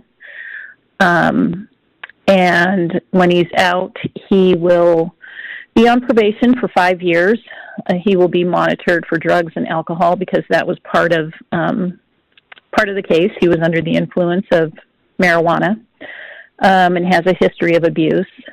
He has to get on the sex offender registry, and his probation is a one-chance probation, I guess. If he messes up one time, I think they'll impose 364 days of jail. So that's where that is right now. How does that make you feel? I feel like justice was served. But like I said, I have a lot of compassion and empathy. I did say during my statement at sentencing, my heart breaks for this young man. And I did say, I think at the root of many of our issues, whether it's this gender dysphoria, whether it's, what happened to me, it's mental health. And I said, meaning the biggest battles are the ones we fight alone in our minds. And I told the judge, all action is born in thought. And this is why I believe this defendant needs a lot of help. Everyone's suffering in silence with something. And I thought deeply on what justice would look like to me. But, I believe every individual needs to take ownership and be accountable for their actions and every word spoken. But consequences must be upheld when laws are broken. And it's my heart's desire is that he gets the help he needs. And, there's something going on internally that, drives us, all of our actions and things that we do. And he really needs help. So I do think the sentencing, the jail time, I think, I feel good about that. I think at this point, with his criminal history and his age, that, this just may be the wake-up call that he needs to really have a chance to turn his life around so he doesn't end up in prison. Oh, we can all hope. That's Michelle Chandler. She is the woman that joined us recently. You've heard about her story on both local and national news, where she was changing in a Nordstrom dressing room and a peeping Tom tried to use his cell phone in order to get pictures and video of her. She took matters into her own hand and held the perpetrator in a headlock for 20 minutes while police arrived. At times, she was helped by employees of the store, Nordstrom's, but then a manager told the Nordstrom employees not to help Michelle. But Michelle was not going to let this guy go, and we appreciate everything she has gone through. And Michelle, I like where you were talking about the idea of the kid needing to get better and needing to get the help. Based on the sentence, do you think that what has been outlined by the court will get the perpetrator of the crime against you the help that he needs? What faith do you have that he will turn his life around? Well, you never know, but I think that the probation being I think they called it one chance probation, the judge was very clear. You miss a UA, it's going to be a failed UA, and you will be back in here. So I think he is set up for success if he really takes the opportunity to look deep within himself and admit that he has a problem and is willing to fix it. I think there is hope in the fact that he did say that, he is seeking help in church and he is praying for God to remove lust from his life. He knows that that's a problem. I don't know. There's also the concern that I think in his OSC, they call it, the evaluation that he had to undergo, he denied being a sex offender or needing sex offender treatment. And the judge looked at him and said, "This is a sex offense. You are a sex offender. So it's concerning that you are not accepting that." So I hope through this process, he can really do the internal work and commit to this. I think there's enough accountability set up around him to where, 5 years is a long time to be on monitored probation. And in addition to whatever sex offender kind of courses or treatment that he has to undergo, I think they recommended also that he do substance abuse evaluation and treatment. I think this is a good wake-up call for him. I think jail is going to give him a taste of, what he's headed for if he doesn't change. So I can only pray and hope that, he does turn his life around, because my heart, it does. I have so much empathy and compassion. I have 5 adult children, and, I want the best for him. So. That's Michelle Chandler. She is talking about the sentencing of a peeping Tom that she confronted in a Nordstrom's rack in Belmar. You probably saw the video. He's got her knee in his back, a headlock at one point, holding him down from taking off. My question for you, Michelle, is, did he apologize to you? I was told afterwards, by the DA and someone else that was sitting at the table with me. He said he used to be the DA's boss, the deputy DA. Said what you said was spoken so eloquently and very impactful. I think it impacted the judge. And I think after he heard me speak and share, because I shared a lot of personal things and how it affected me and impacted me, the timing of this, when this occurred, I was dealing with a time of crisis in my own life, in recovery, seeking therapy for grief, loss of parents to cancer, marital struggles, childhood trauma, violation as a young girl, being conceived from rape, all those things. And then this happened, and I had to deal with this. And I think him hearing all that and then also hearing my heart, he did say, the judge said, "Do you have anything you want to say?" And it was just kind of a mumbled, "Yeah, I apologize if I caused any past traumas or triggers," or I don't know, just something. I don't know how genuine that was. That's all he said. He didn't say anything else for himself or to the judge. I did, in my victim impact statement originally last year, asked for a written letter of apology from him. For me, I just thought that would take some time to think through and see where he's at when he does write that. And so I will get that at some point in the future. So, I don't know. I don't feel like it was a genuine apology yesterday. Wow. That's got to be a little bit difficult. And Michelle Chandler, you're listening to her recount the story of the sentencing of the individual that tried to peep on her while she was changing inside a Nordstrom's dressing room. While there was no physical contact, it still is a crime of sexual assault. It still is a sexual offense crime. And talking about what happened inside of the courtroom and the young man being sentenced, that's got to be difficult for you, not really feeling like he's remorseful. And the other thing I want to ask about is, how does that impact your daily life? What is it doing to you as a person as far as walking around? Your interactions in public have got to feel a whole heck of a lot different. And I can't imagine how difficult it is for you to even consider walking into any department store in Colorado and wanting to try on a possible outfit. How has this impacted you on your daily life? What's the emotional toll it's taken? Well, talking about walking into fitting rooms and other department stores, I do look at things differently. I think everywhere I go, I look at their fitting rooms now, and I'm like, this one goes all the way to the floor, and that one doesn't. And are they allowing men and women to go wherever they want? So I'm always looking at that. I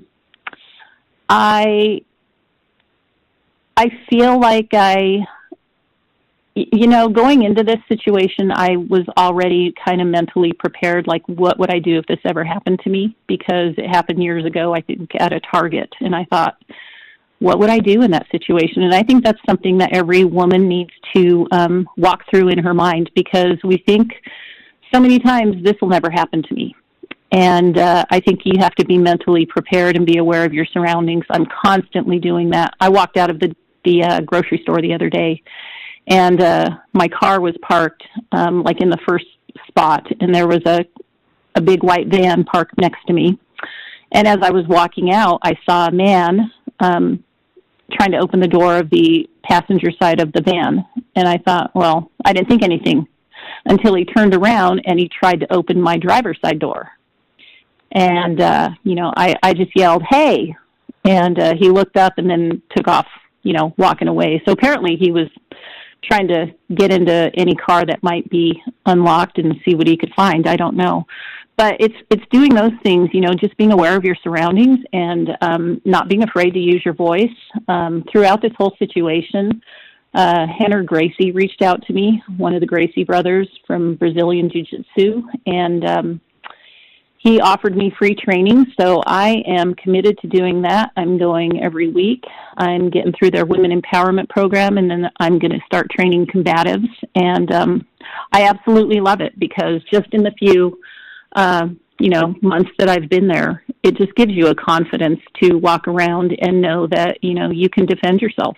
Before this incident, I never had any training. People were reaching out like, where do you train? And, you had him in a headlock. And I'm like, the only black belt I have has a Gucci buckle on it. So, I would say, be prepared, be aware of your surroundings, and, get through some self-defense training, because that's the world that we live in today. Yeah. I'm looking back at the video, and she's sitting on top of him, and she picks up his head like to show the camera, and then throws it back down. So she may not have had any training, but she was bad even back then. Did a great job. That was interesting point, because I did bring that up in my statement at sentencing. When I said, this could have been a worse situation, because at that point of that photo was taken, that's when Nordstrom came back, management, and looked me in the eye and said, if you want to continue holding him until police arrive, that's up to you. But as our employees, you, speaking to the two men, you need to remove yourself from the situation immediately. And we were all in shock. And one of the gentlemen said, are you going to be okay? And I said, get him on his stomach. And so that's when I had him down on his stomach. And, I feel like they put me back in harm's way. This was not a shoplifting crime against them. It was a sex assault crime on their premises. And their employees were helping me for several minutes. And then they said, leave her alone, and told me, you're welcome to hold him till police come, but our guys are out of here. And they left. So that's when I had him down on his stomach. And I did bring that up yesterday in sentencing. You know, I told the judge, as I was left alone restraining the defendant until police arrived, I sat on him with his arms pinned behind his back. And in that moment, all my past traumas I had been working through, injustices done to me, and all my dysfunctional belief systems flooded me with rage. I smacked the lid of his hat, and I told him I could beat the crap out of you right now. But I didn't. I paused, and I prayed that this is a sick man. God, keep me from being angry. Thy will be done. So that's what that photo was about. And I believe smacking it. his dad. I can see it in your eyes. Everything you just described, I can absolutely see it in your eyes.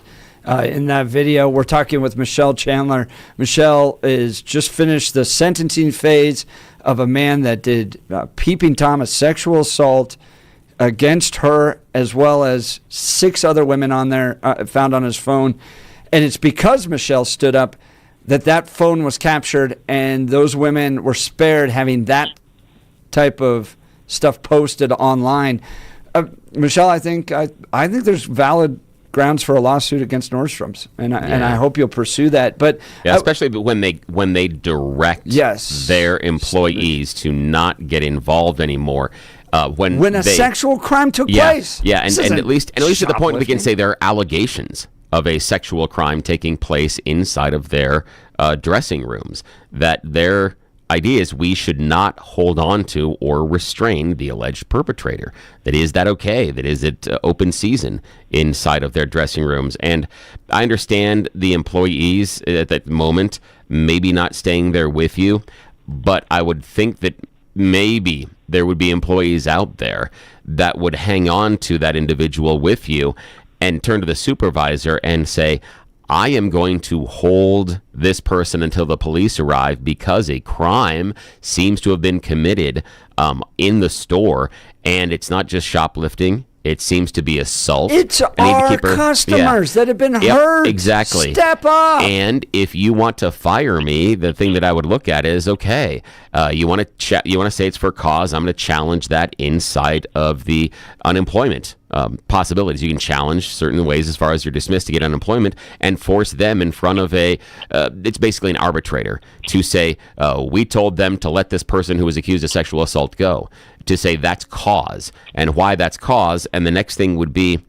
if I was that employee, on every single subsequent job application I would fill out, I would say, yes, I was let go from Nordstrom's because when a customer was the victim of a sexual assault, I restrained the perpetrator. I will not allow any crime to be committed like that on your premises either. Seems to be more of an endorsement than a negative when you're looking at hiring the next employee. But that's just my opinion. What the hell do I know? Yeah, it's really interesting just because I've been pretty silent this past year while the case was still, open. And there were details that, I'm sure Nordstrom was not aware of. I didn't speak on anything, and I'm grateful that it came out yesterday that the DA brought it up, but the defendant did have a knife on him, so it could have been worse. And then the fact that there were other women and he was staged there for a period of time, I'm sure that wasn't, public knowledge this past year. So I think a lot of things are coming out that Nordstrom, is unaware of. They've never reached out to me once. Unbelievable. I've had employees though. An employee, during the altercation, one of the female fitting room attendant that called for help, she just walked by. She's like, I have so much respect for you. I cannot believe how calm you are. One of the male employees reached out to me shortly after and, said, I'm glad you're okay. I would have done it all over again. I don't agree with the policies. And so, yeah, I don't know. We'll see. I think it's interesting. I did go into that Belmar location a handful of times over the past year to see if they made any changes. Because at the time they removed the signage. It used to be women's left, men's right. And so that's why I instinctively went left on that day, but they had removed the signage. So maybe to be politically correct and open to anybody going anywhere they want. So I went back in there several times over the past year, and it was still the same. I went in there this past month, and they completely remodeled those fitting rooms. The partitions go all the way to the floor. The doors go to the floor. There is signage up that does, say it's men, women, or handicap. Like anybody can use any fitting room on either side, but it's, clearly posted. But the fitting rooms are appropriate. And so I think they know that they were wrong. And it's interesting. Just a few weeks ago, my son graduated from college in Phoenix. And so I went down there, and the hotel that I was staying at was structurally attached to a Nordstrom Rack and a shopping center. And so I thought, I'm going to walk in there and check out their fitting rooms. And their fitting room setup was identical to the Belmar location prior to them remodeling it. So you walk in one entrance, and you can go left or right. What I noticed, though, was they had temporary laminated signs that said women on the left, men on the right, and all their fitting room doors were locked because they still had those fitting rooms with the open gaps on the bottom of the doors and the partitions. And a fitting room attendant had to walk you back and unlock the door and let you in. So I think they know they're wrong, and it looks like they're making changes. But yeah, we will see.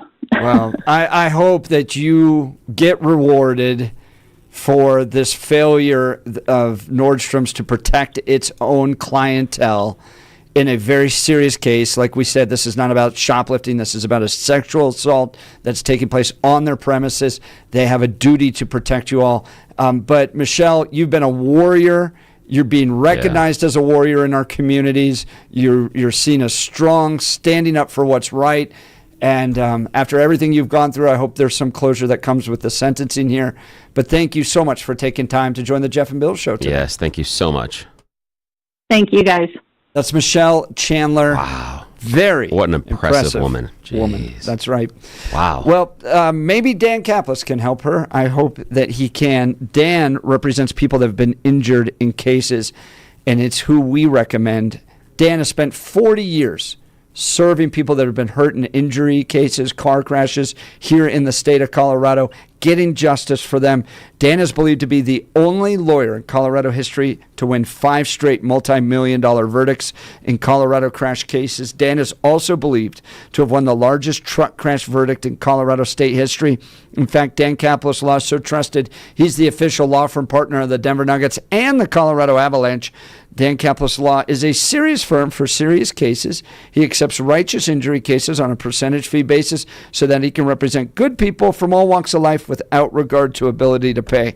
So if you need Dan's help, give him a call. Here's the phone number, 303-770-5551, or hit dancaplisLaw.com. Again, the phone number, 303-770-5551, or dancaplisLaw.com. We'll continue with your phone calls and texts. You're listening to The Jeff and Bill Show. This is Denver's Talk Leader, News Talk 710 KNUS.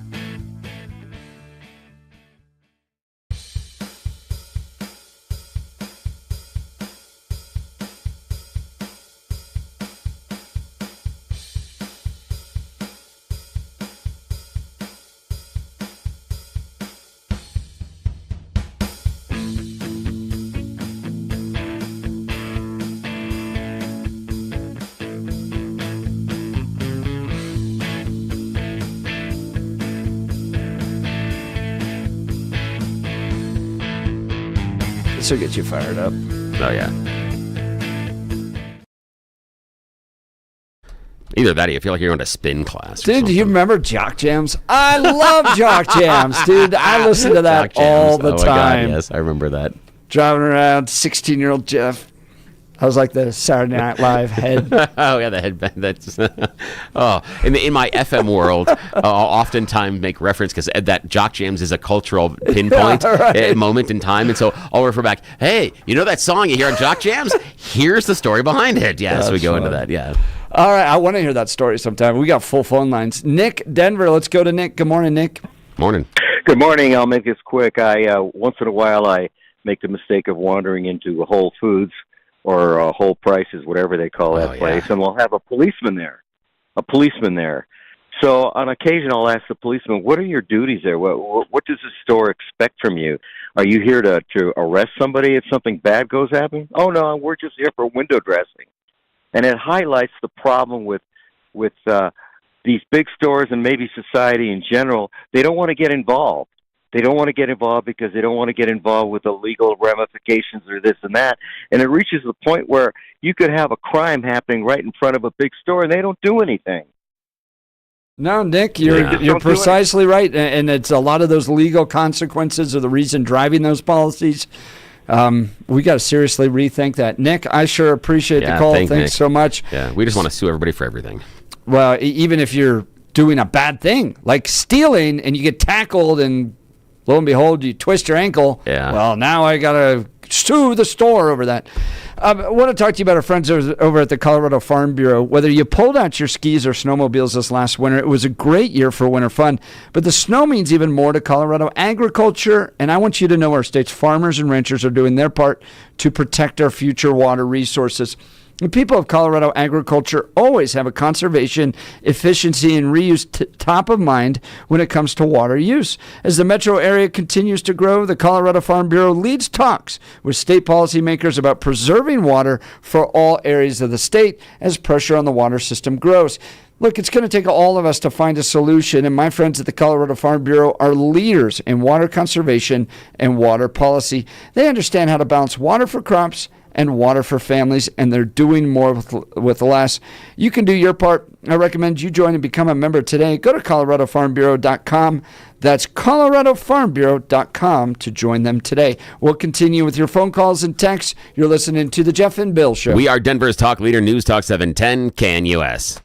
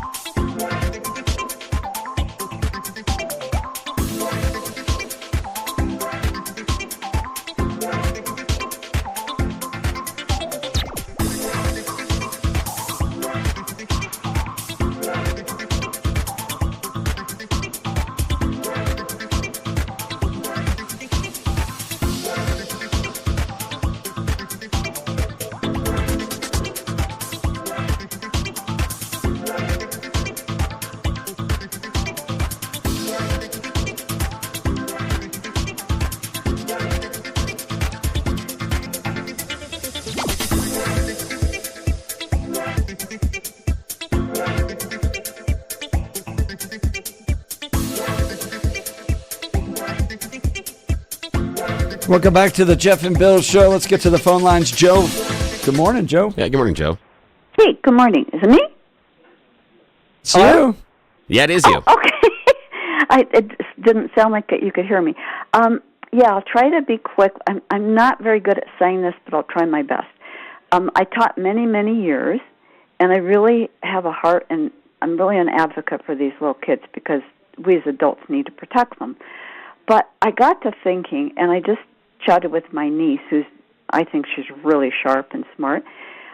She was a principal, and I said, isn't there something we could do to kind of, see red flags with these people and what we're hiring and that kind of thing? Because I've been in a hiring situation where I would have never hired that person. Principal had asked me to come in, and I said I would never have hired that person.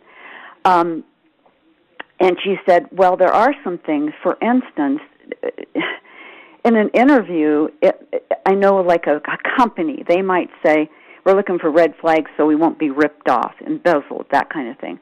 But in a school, they should be looking for things like, when I had this conversation with my niece this morning, she said, look for things like, and have a trained person do this, not just, most teachers and principals are just soft-hearted. And look for something like when they say, I'm available 24 hours. No, there should be boundaries. And so that's what you need to look for partly.